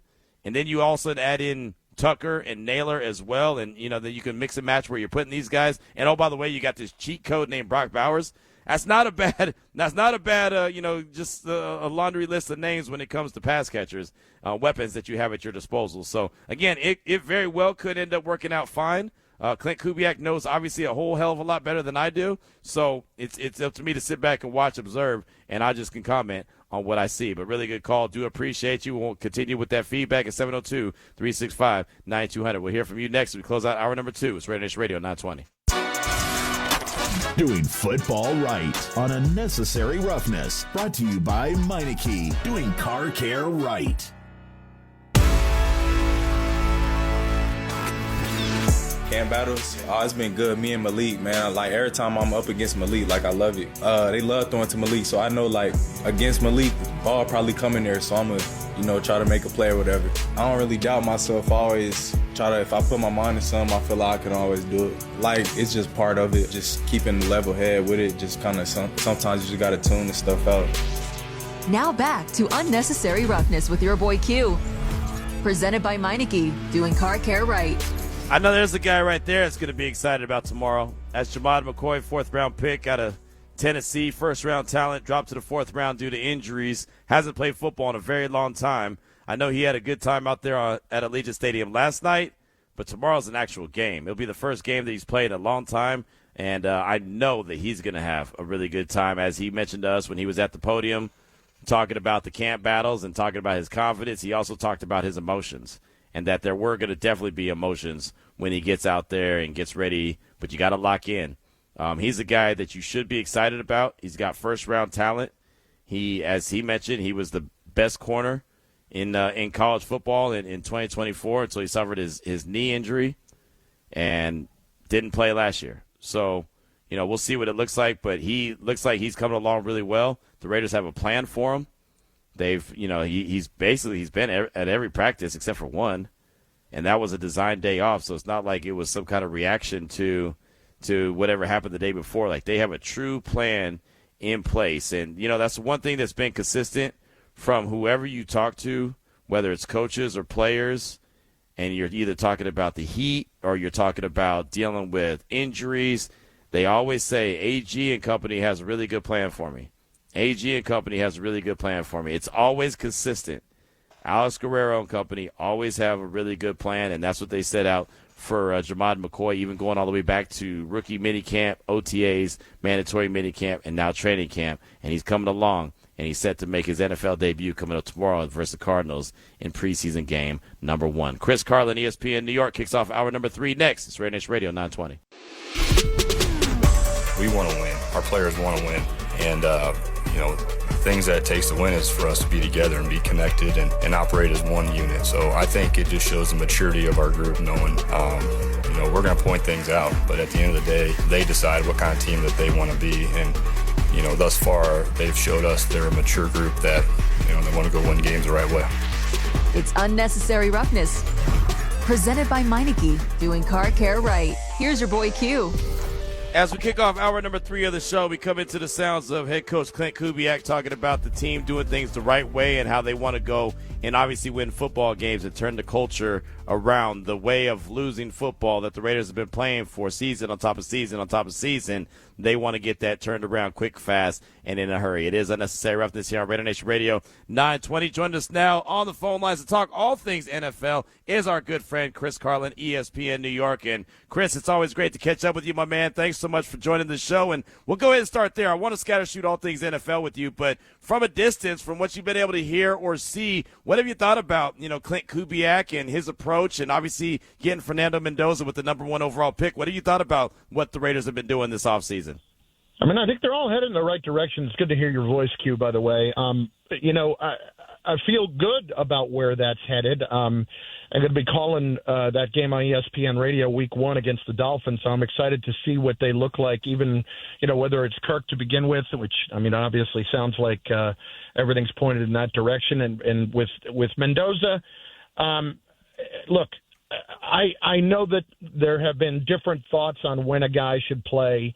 Every coach I've ever talked to has always had the same mantra. It is better to play a guy a day late than a day early. And I think in the league now, especially with young quarterbacks, that's the best thing that you can do. What I love the most about this situation, and I was actually talking about this today in New York about Jackson Dart, he's going in that situation where he's had 3 coordinators in 3 years between college, his first year in the NFL, and his second year. You got Mendoza coming in, and you know who the coach is going to be, and you know who's going to be running the offense. And I think that for the next few years, and I think that's a great thing. Yeah, that's the biggest thing, Chris. And when even the Raiders were going through their coaching hire, there was some defensive names. Even Robert Saleh, his name had popped up, other defensive-minded guys. But that was kind of the argument and the consensus that we all came up with is, don't you want that offensive-minded guy to team with your quarterback so you don't have to worry about losing him, so you can have that guy for years to come? How much do you think that will help Fernando in the long run? Oh, I think it'll help immensely. And just to wash the bad taste of Chip Kelly out of everybody's mouth. Yes. I think needing to go in the offensive direction for a head coach helped immensely too. Mendoza's a smart football player. He's a guy that people might be looking at and be skeptical. Well, we never heard about him until last year. Here's what I know. He's an older kid. He's a mature kid. He can make every throw. He's been very impressive in every way he has handled himself in the spotlight over the last year plus. So I have very few doubts that that's going to be a good situation for him. And listen, I think Klint Kubiak is a good offensive coach. I think that's going to be a good situation for Mendoza to be in to start his career.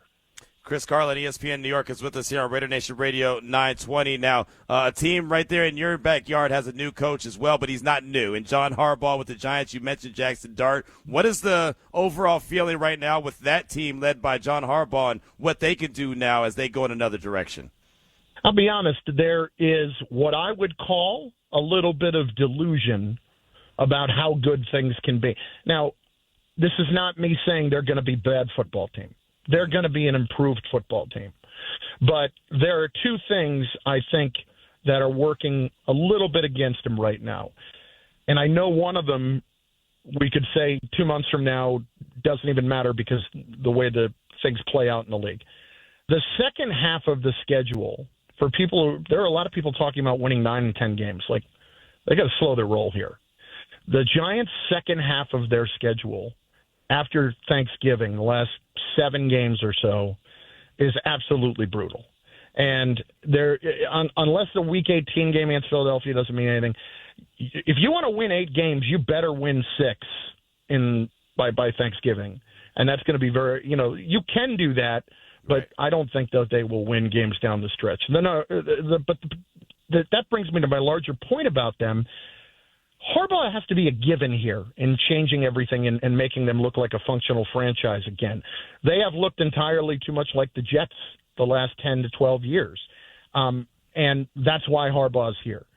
With Jackson Dart, that's what, to me, this season is about. Everybody made a big deal about the fact that he took too many hits last year, needed to mature. Okay. He didn't do anything wrong this offseason, but it's taking a little bit of time for him to learn the offense. There is still, he's got an arrogance about him, a swagger that you like, but you also wonder about sometimes. So, case in point, last week in practice, has a 3-yard touchdown run, fires a ball at the head of Greg Newsome, the corner, and that starts a brawl. Wow. Like, let's. It's not like they don't like him as a teammate. They do, but you just can't do stuff like that and run your mouth until you've done it. And last year, everybody's very positive, did very good things. We'll see what happens. But year 2 has to be about, hey, this is the guy, and we know that this is the guy. What do you think about that division in general, the NFC East, that the Eagles have been doing well in? The Cowboys scored a lot of points but couldn't stop me and you from scoring. Commanders took a step back, and then you just talked about the Giants. How do you see this NFC East playing out this year? I think that if anybody thinks the Eagles are done, they're out of their minds. And I understand that and when I say done, I mean done winning the division. I don't see that changing this year. I really don't. They're still an excellent football team. They handle things the right way with signing players to contracts they can manage, with making shrewd trades. Everybody calls Howie Roseman the best GM in football. There's been a lot of luck involved there too. I don't think the A.J. Brown trade is going to kill them as much as people think it might.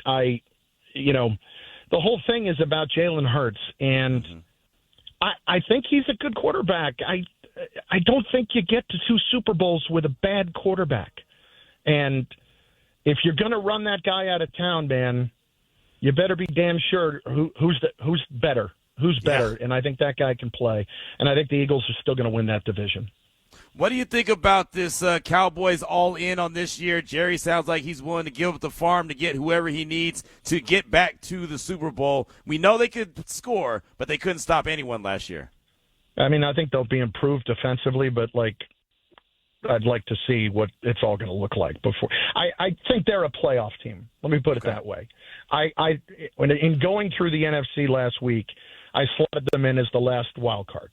Okay. And so I think that they can be a playoff team for sure. But let's not turn this into a Super Bowl team all of a sudden until I see how much better that defense is.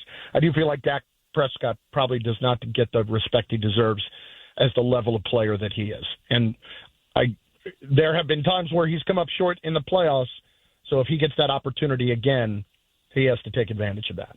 Chris Carlin, ESPN New York, is with us here on RaiderNation Radio at 920. We'll stay in the NFC. What about the North? The Bears are the darlings, right? Everyone expects the Bears to make this deep run. Are you convinced that they're going to be that team to take that next step this year?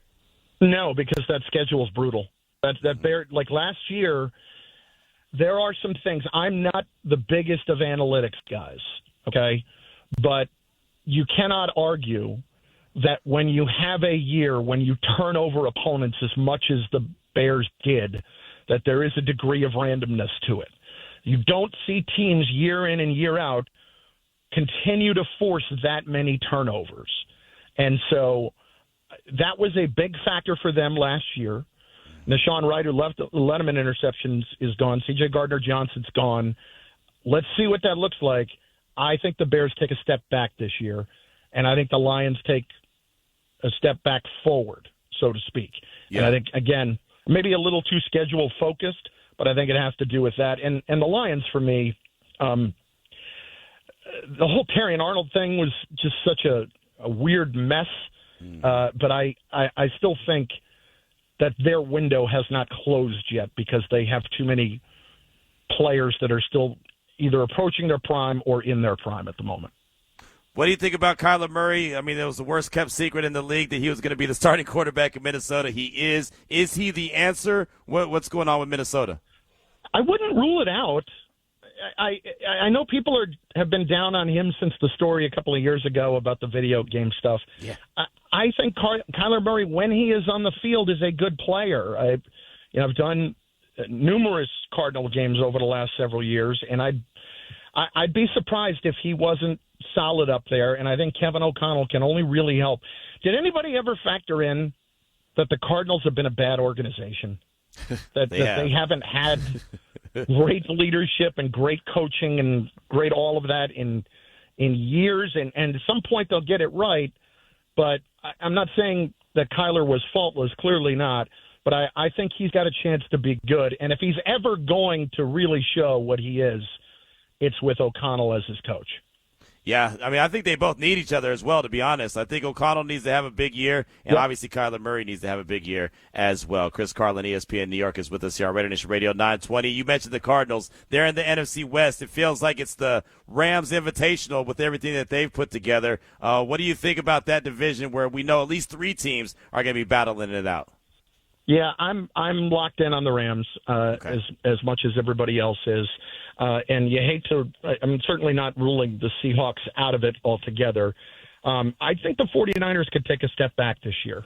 I would not be surprised if that happened. The way last season unfolded for them, there was the Bosa injury early. When you're coming off that injury and it's a year later, it's not always immediately the same explosiveness that you had. And I do wonder about the 49ers' ability to really thrive in that division. Like, can I see the 49ers going 3-3 in that division, or are they going 2-4 in that division? I think that's more likely. The one thing that I think it actually works against them, believe it or not, is I believe that's a Rams home game that they're playing in Australia. Yep. But not that would matter. Right. Because the 49ers, when they play at SoFi, it's a home game for them. So the 49ers actually lose home field advantage in that game, as bizarre as that is. Anyway, I think they could take a step back. But, I am – it's hard for me to bet against McVay and to bet against the Rams right now. And it all roads and all signs lead to Aaron Donald returning as well, and that's just going to be another added – bonus to that Rams team that's already loaded. I did want to ask you about the Ravens. Seems like everyone has been just assuming that Jesse Minter was going to be coach of the year and get the Ravens to the Super Bowl. And Lamar is going to be a MVP again. How are you viewing the Baltimore Ravens with this new look with Jesse Minter and Declan Doyle as the OC? I think they're going to win the division, because I don't think that's a very good division at all. People are jumping on the Bengals, at least on the East Coast they have been. I'm like, slow your roll there. The Browns are going to be bad. The Steelers are going to be not very good. I can see the Steelers win 6-7 games this year. Aaron Rodgers isn't good anymore. I think the Ravens are still a team that's going to win 10 to 11 games. I don't know that it's Super Bowl bound. I am always a Lamar Jackson believer. To me, he is the closest thing to watching him in person that there's ever been to a live video game, because he looks that crazy when you see him in person and the way he plays. And you want to tell me that guy's lost it? Let me see that again. I have not seen that enough yet, but I don't think they're a Super Bowl team. I don't see that. I think they're a division-winning team in a bad division.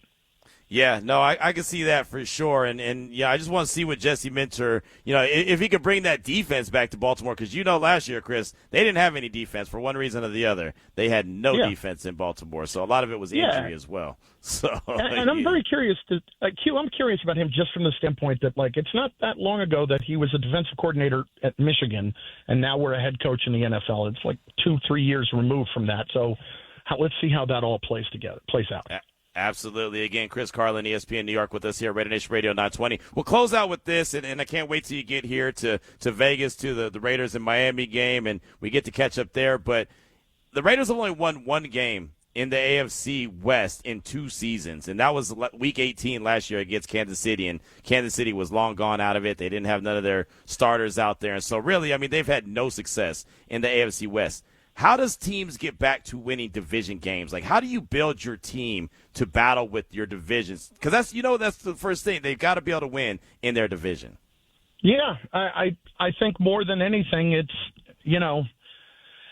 everybody's pulling the rope in the same direction. And I think the thing that really people probably don't talk about enough in the AFC West is the level of coaches that you have between Andy Reid, Jim Harbaugh, and Sean Payton. We're talking about three of the best coaches that the game's ever known.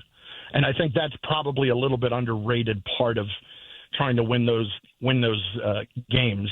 I think it's for me, it's about how much buy-in to everything that Kubiak is selling do they have, and that buy-in ultimately just comes from everything you're preaching producing some results early that you can see. And it doesn't mean they bail out after a couple of weeks if things are not going right. When I say early, I mean the first year or two. Everybody knows it's going to take a little bit of time, but I think it's just about that. Everybody pulling in the same direction, because we'd be surprised how many times, like the NFL is like any other job when you work in a corporate environment. There are always different people with different agendas, and it's not always pulling in the same direction about winning. So if you can get that, which I think the Raiders can with Kubiak, I think that's going to be the biggest thing, especially against, those three coaches in the division. Are you kidding me? Right. Yeah, that's brutal. It is. It's a hell of a division. Great coaches, great quarterbacks in that division, and now the Raiders are tasked with trying to, be able to level up with them as well. Well, Chris, fantastic stuff as always, my man. I know, like I said, you'll be out here week 1 versus the Dolphins. I think that you're the only one that I can say I've had the same co-host as you. I think me and you have shared the same codes. I think we've got that going for ourselves there. Q, I've had like 30 in the last 5 years, so you were eventually going to run into one of them. I know that's right. I feel like I've had about 30 in the last couple of years as well, just not on a yearly rotation, more of a nightly rotation. So I guess we're in the same boat right there. Well, great stuff as always, man. It's always great to catch up with you, and I know I'll see you soon, man. Thanks so much. Looking forward to it, Q. Thanks. Yes, sir. Yes, sir. Great stuff right there. Chris Carlin, ESPN New York. And that's right. Used to be, Carlin and Joe. It used to be Joe and Q. Now neither one of us are doing shows. And he just had Bart Scott. I've done a couple shows with Bart Scott. So, look, we got some interchanging right there. We got some interchanging parts there, Ari. So, yeah, there you go. We're more well-connected than you thought to begin with. Yep. Don't hate the player, hate the game, because that's what happens. Exactly. No, really good stuff. Just wanted to scatter shoot and get some early thoughts on different divisions, different teams in particular of what they got going. What you got going on, Ari? Oh, I was just excited that he's doing the game. I was yes, that's going to be good. Confirm that information. No, I'm looking forward to that, and we'll have him back on that week of the game as well. As he'll be on the call for ESPN Radio, and it's always, like I said, it's always great when he catches. I think that means that if he's on the call, that probably means that Courtney Cronin will be here doing sidelines as well for ESPN Radio. If I'm correct in that, I do believe that that's true, and if so, then we can probably get both of them that week. So tell her to come up off that gig, like Debo. Tell her. Oh man, I'm talking to the Raiders on that, man. The Raiders know, you know what I mean? Like that's on them, man. Like I can't tell you how many people I've thrown that nugget in their ear every chance I get. They're so tired of hearing from me. Maybe they're like, well, just wait till we get everything, situated. We start winning a little games, and then we'll bring you in. Maybe that's the plan. They don't want to, bring you in. No, what they're hoping is they're hoping that it's like when you were a kid and you got in trouble, and then you knew that your mom was going to tell your pops, or vice versa, when they got home, and you just kind of hoped that she forgot or he forgot. That's what they're thinking. They're like, well, if we don't say anything, Q will probably forget that we haven't mentioned it, or he, no. They never forget. No. I never forget. Well, yeah, I'm saying in your example, like the right, parent. Exactly. So, it could be hours go by, and you're like, oh, we're not going to hear about it. Oh, hey, by the way, damn. Just Busted. So you know. Right. Your mama told me what happened at school. Friendly reminder.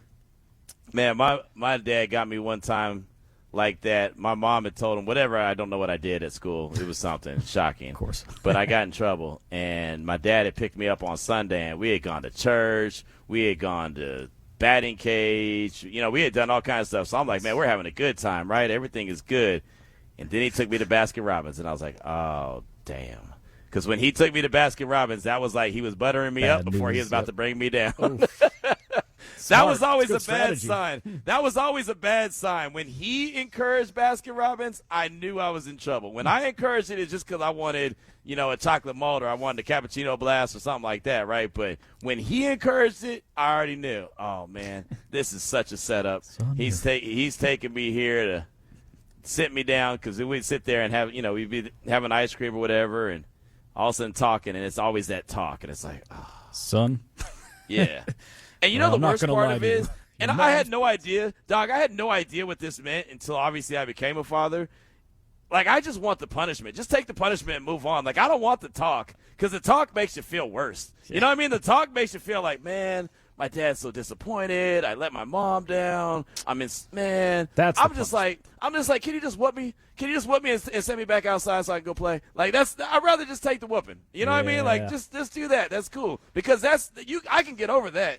That's only going to sting for a while. You don't think they knew that? Of course right? They did. Yeah, they know. They ain't no dummies. Right. But that is, all jokes aside, as a non-dad here, but that is a good strategy. It's a winning strategy, though, because, boy, do you feel terrible. It's like, man, it was the long conversation about how disappointed I've made them, and then the grounding me, the making me stay in the house. That was the other word. Like, again, just give me the whooping. I'd rather take the whooping and go back outside and play. But when I had to stay inside and I was, like that dog that's down, like, that dog that, you hear, like, we have a dog that's next door to us, and every time, like, a car goes by or something, the dog starts barking at him because the dog just wants to go and run. Yep. So I'm looking out the window, and I hear the kids playing baseball. I hear kids playing basketball. Everyone's laughing, having a good old time. Hey, where's Q? Oh, he's in-house. He got in trouble. It sucks. That's the worst. Like, I'm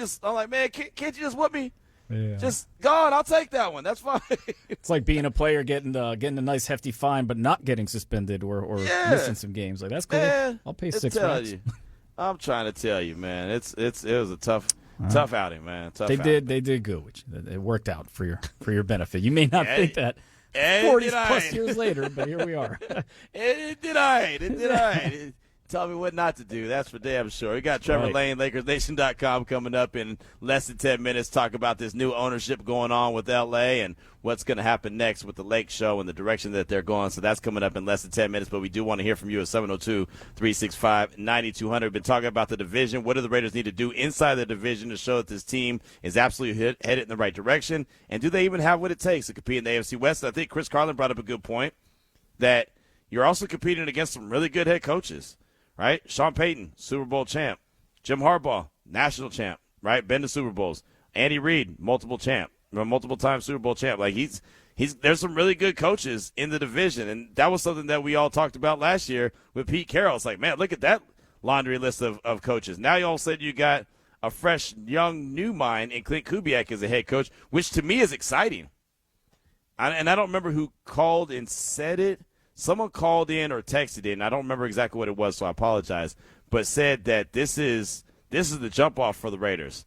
They have the new, where Andy Reid, he's coached more years than he's going to coach, right? Sean Payton, he's already given up play calling to Davis Webb, so what's next with him? Jim Harbaugh, we know he never stays in one place for a long time. That's something that I can guarantee, right? I knew when the Chargers hired him, he wasn't going to be around forever because he never is.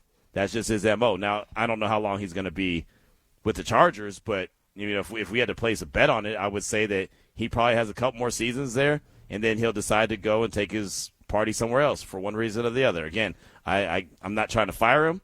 I'm not trying to say that he's going to all of a sudden stink and they're going to get rid of him. I'm not trying to do any of that.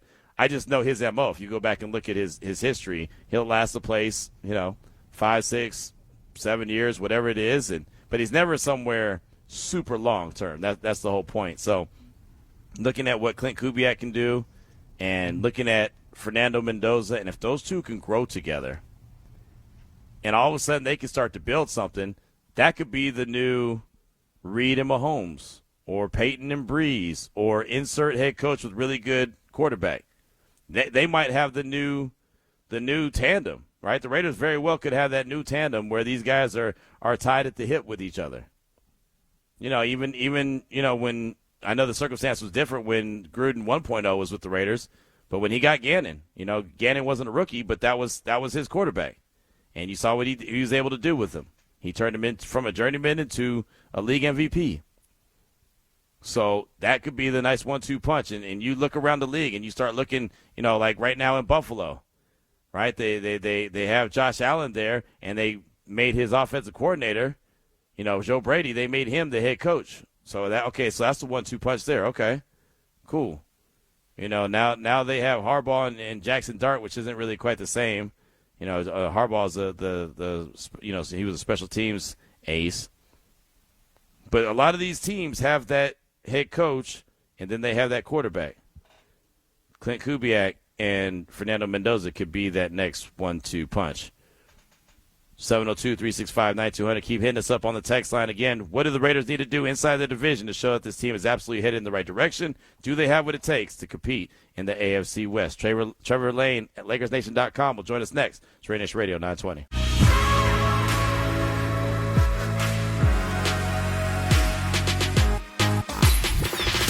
No, this is a business deal. Understanding the valuation that in 9 months, Walter flipped for a profit of over $2 billion. It's sports business that we're really talking about, right? Forgetting the on the court or on the field or on the ice play. This is about business. And this is, when Walter is saying is one of the greatest honors of my life to own the Lakers, he owned them for 9 months.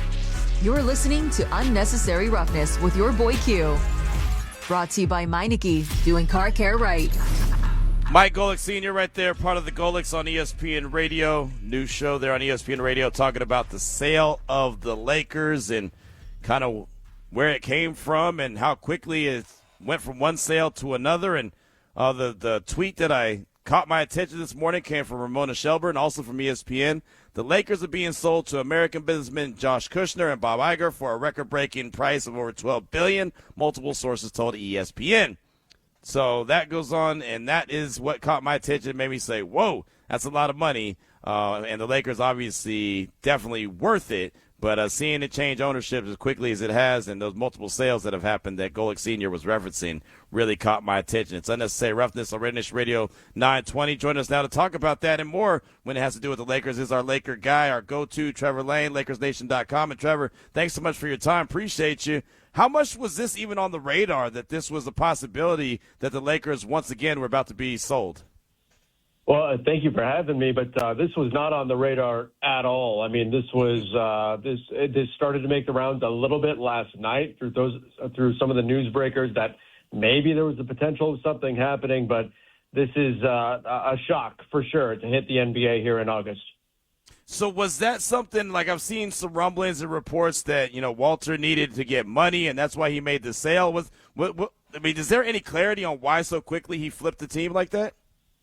No, and that's what that vacuum of information, that why did he make this move so quickly after becoming the owner, that's leading to a lot of speculation of people questioning, was this because of that federal investigation? Did he need cash for that? What exactly is happening here? The other side of it is he turned a very, very quick and significant profit. I mean, he was officially the owner for about 9 months or so since the Board of Governors approved the sale. So to profit essentially $2 billion-ish, somewhere in that range, that's pretty significant, right? But the why portion of this, we don't really know exactly what the reasoning was, whether it was he needs cash, was it that federal investigation, was it simply the profit that was presented by the offer? That is very much still out there, and I would imagine will be revealed in the coming days. Yeah, it's really interesting. That is for sure. Trevor Lane, LakersNation.com with us here on RaiderNation Radio 920. Unnecessary Roughness. As far as just the team on the court, we know there's no LeBron. That story's long gone and over and done with. He's in Philadelphia. But how do you look at the makeup of this squad as, they get ready for a upcoming season that'll be here before you know it?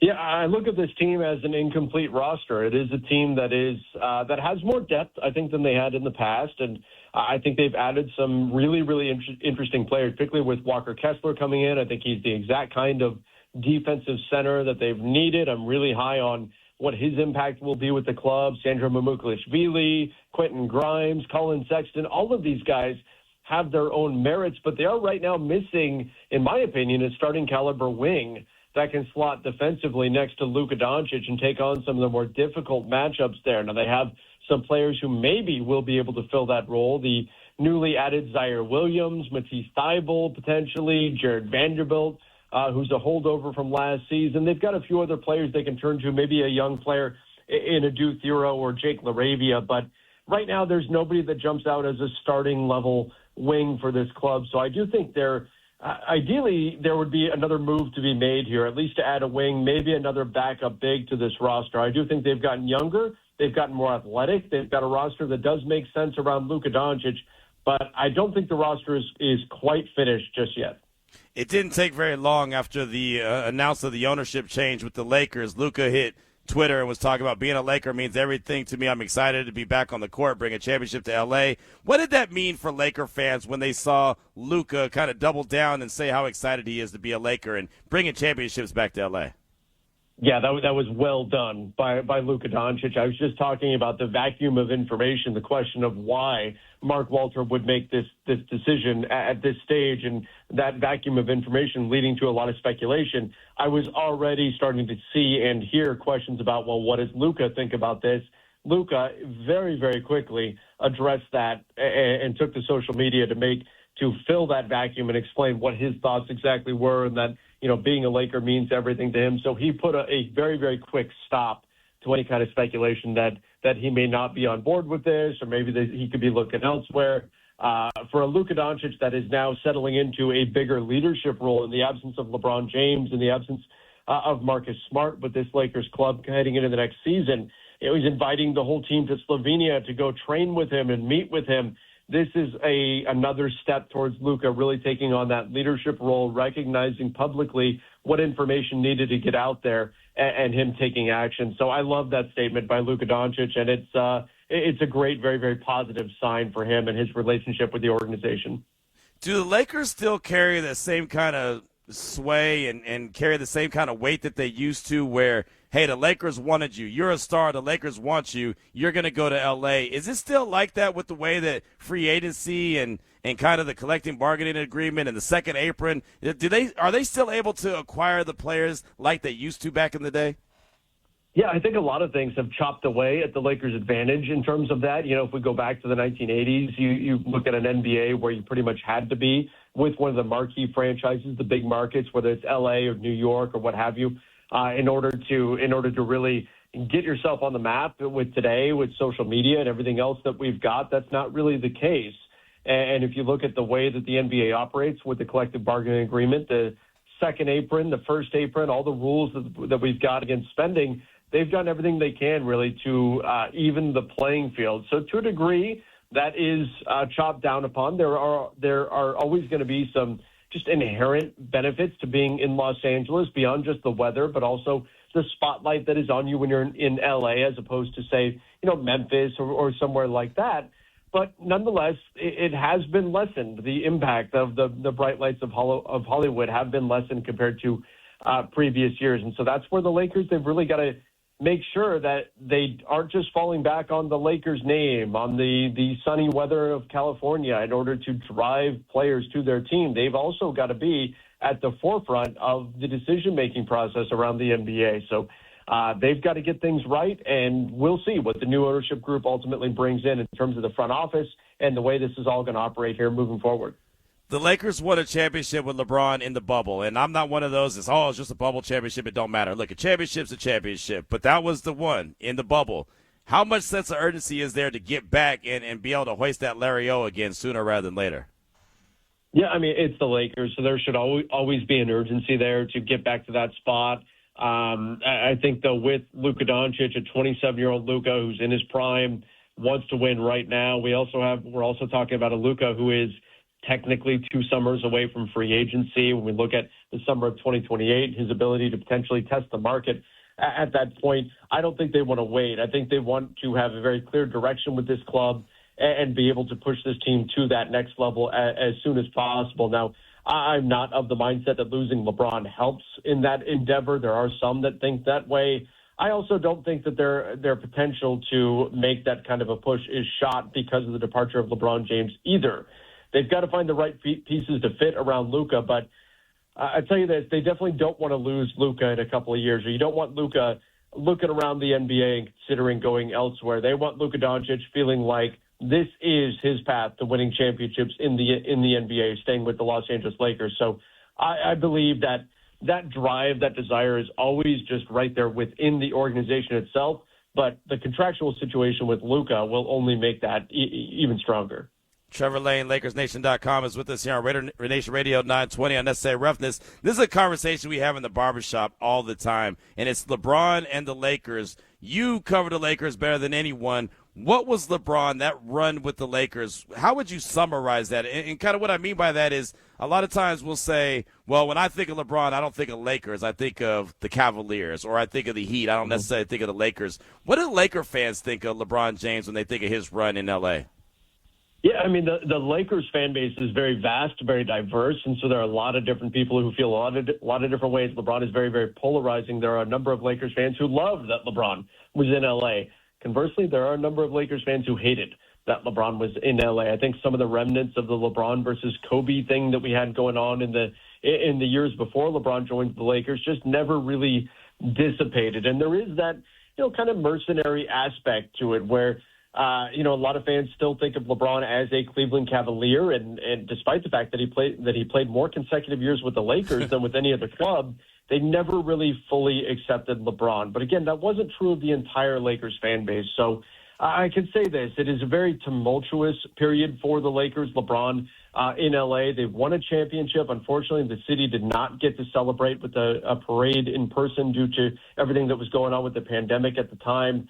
And so I think it's really going to depend on who you're talking to, who you're asking. There was not that widespread acceptance of LeBron. Instead, there were very clearly defined pockets amongst the Lakers fandom in terms of the support of LeBron or lack thereof. So it's a bit of an oddity in terms of Lakers history. You didn't see everybody get behind his superstar level talent, but nonetheless, it was, I think, a very important era in Lakers history that pulled them out of a rebuild and pushed them into this current stretch here now with Luka Doncic. So, I would like to say that everybody just celebrated LeBron's time in LA and everything went swimmingly, but I don't think that was quite the case. There was good, there was bad, there was everywhere in between for LeBron in LA. But I can tell you one thing for sure. It was certainly exciting. Regardless of how you feel about LeBron, it was an exciting era of Lakers basketball. There were a lot of highs, there were a lot of lows. But, man, the Lakers always had something going on while LeBron was in L.A. I can agree with that 100%. There was always something cooking. You're spot on about that. Well, we'll close out with this, and fantastic stuff as always, man. It's great to catch up with you. We saw Russell Westbrook retire from the NBA today after 18 seasons. He did play in L.A. I know it wasn't great, but it was still Russell Westbrook, and he did some really good things in the NBA. When you think of Russ Westbrook, obviously I'm sure you think of him as a member of the Thunder, but just the style of play, the player that he was, what are your kind of lasting impressions of Russell Westbrook?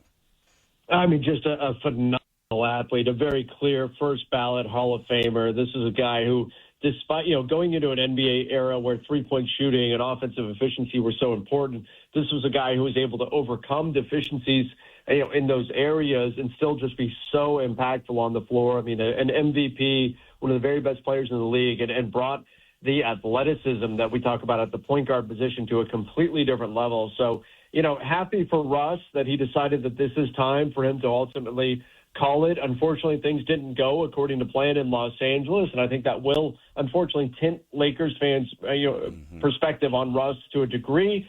But what a phenomenal career. One of the all-time greats in this league, one of the most absolutely insanely athletic point guards that we've ever seen, and certainly changed the game. So congrats to him on a phenomenal career, and I hope that he gets, all the credit and the praise that he's due in this moment. Yeah, there's no doubt about that. I couldn't have said it any better myself. Trevor Lane, LakersNation.com. Great stuff as always, my man. What are you working on? I'm sure it's a very busy day for you, but what are you working on that we should be on the lookout for? It is. I'm going to be going on in about an hour and talking with our Dodgers crew over on Dodger Blue, talking about the Mark Walter crossover and what all that means. Of course, over at Lakers Nation, we're going to cover everything going on with the purple and gold, and I also cover the entire NBA over on the Basketball Bulletin as well as the Front Office Show on YouTube. So, you know what? August can be a downtime for the NBA. I'm not upset at having this kind of stuff going on around the league to talk about. I'll tell you that. I know that's right. Hey, man, nobody covers it better than you do, man. You do a fantastic job. Been rocking with you for a long time. Thanks so much for your time. Really do appreciate you. Hey, thank you for having me. Yes, sir. Yes, sir. Great stuff right there. Trevor Lane, LakersNation.com. And, yeah, man, I did not see that sale of the Lakers coming once again. But, hey, you make a $2.5 billion flip. It's like flip that house. You go in there, you buy for 10, you flip it for 12.5 or whatever. Hey, 2.5 bill is 2.5 bill. That's not a bad thing at all. So, yeah, that was like I said, I was pretty surprised and shocked. And the one thing about it is the ownership group that bought the Lakers was a big ownership group that was involved heavily in the team coming to Las Vegas. So now they shift. They shift their attention to, okay, they went and got the Lakers. Who's going to end up getting the team coming to Vegas? Because trust and believe, a team is coming to Vegas. You know the one thing about Russell Westbrook? I'll be honest. I know people always goof on Russ. He's one of my favorite players. One of my favorite players of all time to watch play is Russell Westbrook. And the reason why is because that dude went full throttle all the time. Sometimes he went too much full throttle, right? Sometimes you're like, damn, Russ, slow down a little bit because he was always just go, go, go. But that dude always went full throttle. It was never a time where you're like, oh, Russ ain't giving you a game tonight. He's not trying to play tonight. Like, he always wanted to be out there. He never wanted to do any load management. He, gave this dude baseline to baseline, right? He's going 100 miles an hour. Like Trevor said, he wasn't a dude that was a big three-point shooter. But you want to talk about a dude that would get to the cup, a dude that would get a rebound, a dude that would get an assist, average a triple-double for a year. Like, this dude, he was full throttle. And no, he wasn't the greatest basketball player ever. Like, we'll never get in an argument and say, oh, Russell Westbrook did this. But, man, you want to talk about a dude that I was always entertained by watching him play, even when they were calling him, West Brick and this and that, when he was, his career was starting to wind down. He always brought it, man. So 18 seasons in the league, that is a hell of a career. And especially when you know that you gave everything you had and then probably a little bit more at it, can't be mad at that at all. So shout out to Russell Westbrook. Congratulations on a hell of a career. And like Trevor said, first ballot Hall of Famer, and it's not even close. We'll hear from you as we close out the show, 702-365-9200. It's RaiderNation Radio 920. Wake up with the morning tailgate. If you want to get Fernando Mendoza up to speed, I'm giving him the full game. Listening to Klint Kubiak and saying, his starters are going to play throughout the preseason. But if you're not playing Kirk, I don't need to see Aiden O'Connell. And if Jacob Clark can't get any reps in practice, I don't need to see him in a preseason game. Despite all the ups and downs Fernando has had, the one consistency through all that inconsistency is he's gotten better each day throughout the day. The morning tailgate, weekdays at 7 a.m. No, flush that, man. Flush that, man. I can't hear that twice. I can't. Flush that, Ari. Flush that. Flush that promo by the morning tailgate. Man, this is 2 days in a row this thing has got me fired up. It is unnecessary roughness here on RaiderNation Radio 920. Anytime we flush, it's like being in the barbershop. When you're in the barbershop and you say something silly, right, it's like, hey, man, ring the bell on them, right? It don't matter who it is, what's going on. Hey, ring the bell. And we do that early and often. Here on this show, Unnecessary Roughness on RaiderNation Radio 920, when you say something out of pocket, man, we got to flush it, man. So we got to flush that. That was Vince Sapienza again from the morning tailgate. He said this yesterday morning, and then they turned it into a promo, which, hey, credit to them. It worked. It triggered me. It got me going. It got the juices flowing, so well done. Really? Yeah. My man said give him the whole game. Talking about preseason game number 1. I don't need to see Kirk. I don't need to see – okay, I get that. But the whole game and preseason game number 1, come on, man. Moonlight Plumbing will appreciate it. Give him one more flush, man. Flush that. Moonlightplumbing.Vegas. Again, sometimes you get an impromptu flushing, and we're going to have to go ahead and flush that. And I know I'm going to see Vince pretty soon, whether it's tonight or tomorrow, but I got to tell him about himself, man. I got to tell him about himself. 702-365-9200. Only got a couple more minutes left in the show. Let's go out to the phone line and talk to our guy, Hardcore Raider. Welcome to the show, my man. What's on your mind? Dude, I heard that promo, and I was like, are they clapping back? Because I was, like, trying to give Aiden O'Connell some credit last night. No, that was the actual real audio from when they said it originally on the show to begin with, and I had to fire up on them yesterday. I mean, do they think Kirk Cousins is going to be our quarterback next year? Who's going to be our backup? You know what I'm saying? Yeah, I don't know. Like, good backups are making what, 10, 15 mil? So everybody can clown on Aiden O'Connell all they want, but he is a good quarterback, and he would be good under this system. I'm not saying he's better than Fernando, and I do want Fernando to be the starter, but let's see what he has under this system, man, where a coaching staff actually sets him up for success instead of something far different. Look, man, I'll make it quick. The one thing there's lots of things I want to see this year, but the main thing I want to see is keep our foot on the gas. Special teams are important. But I don't want the highlight to be like, man, is Daniel I know he's not on our team, but it's like, is Daniel Carlson as the kicker going to make the 55-yard field goal? And that's like the determining factor that we're talking about, whether or not we would have won or lost the game. And I know, like, field goals and kickers are important, but, like, how many coaches have we had where if they let the foot off the gas, we get some momentum, and then boom. You know, you go back to the Patriots and Tom Brady. You know what they always did, almost always? They kept their foot on the gas, bro. That's how they won championships. They always played like they were down. So keep the foot on the gas. Love you. There it is. Hardcore Raider with the call. Appreciate you. Keep the foot on the gas. That's what we do around here on this show. Unnecessary Roughness on RaiderNation Radio 920. We always have the foot on the gas. We're like Russell Westbrook. You got to tell us to slow down. Slow down, Q. Slow down, brother. You're going too fast. Easy. You're in a school zone. Chill out. Always have accurate. On the guess. Yes, I know. Hey, it's I'm right good. there. I'm riding passenger. Keep we got this quick text. Hey, Ari and Q, word of the day, please. It's cabin, right? Cabin. CABIN. Boom. There you go. Big Dub Raiders said Q is LeBron fans. They're extremely obnoxious and very annoying. Go Raiders. So there you go. That's him. I appreciate that. Mark in Jersey, you have to be able to split games in the division for starters. You can't be dominated anymore. We'll come to you live starting at noon tomorrow from Allegiant on RaiderNation Radio 920.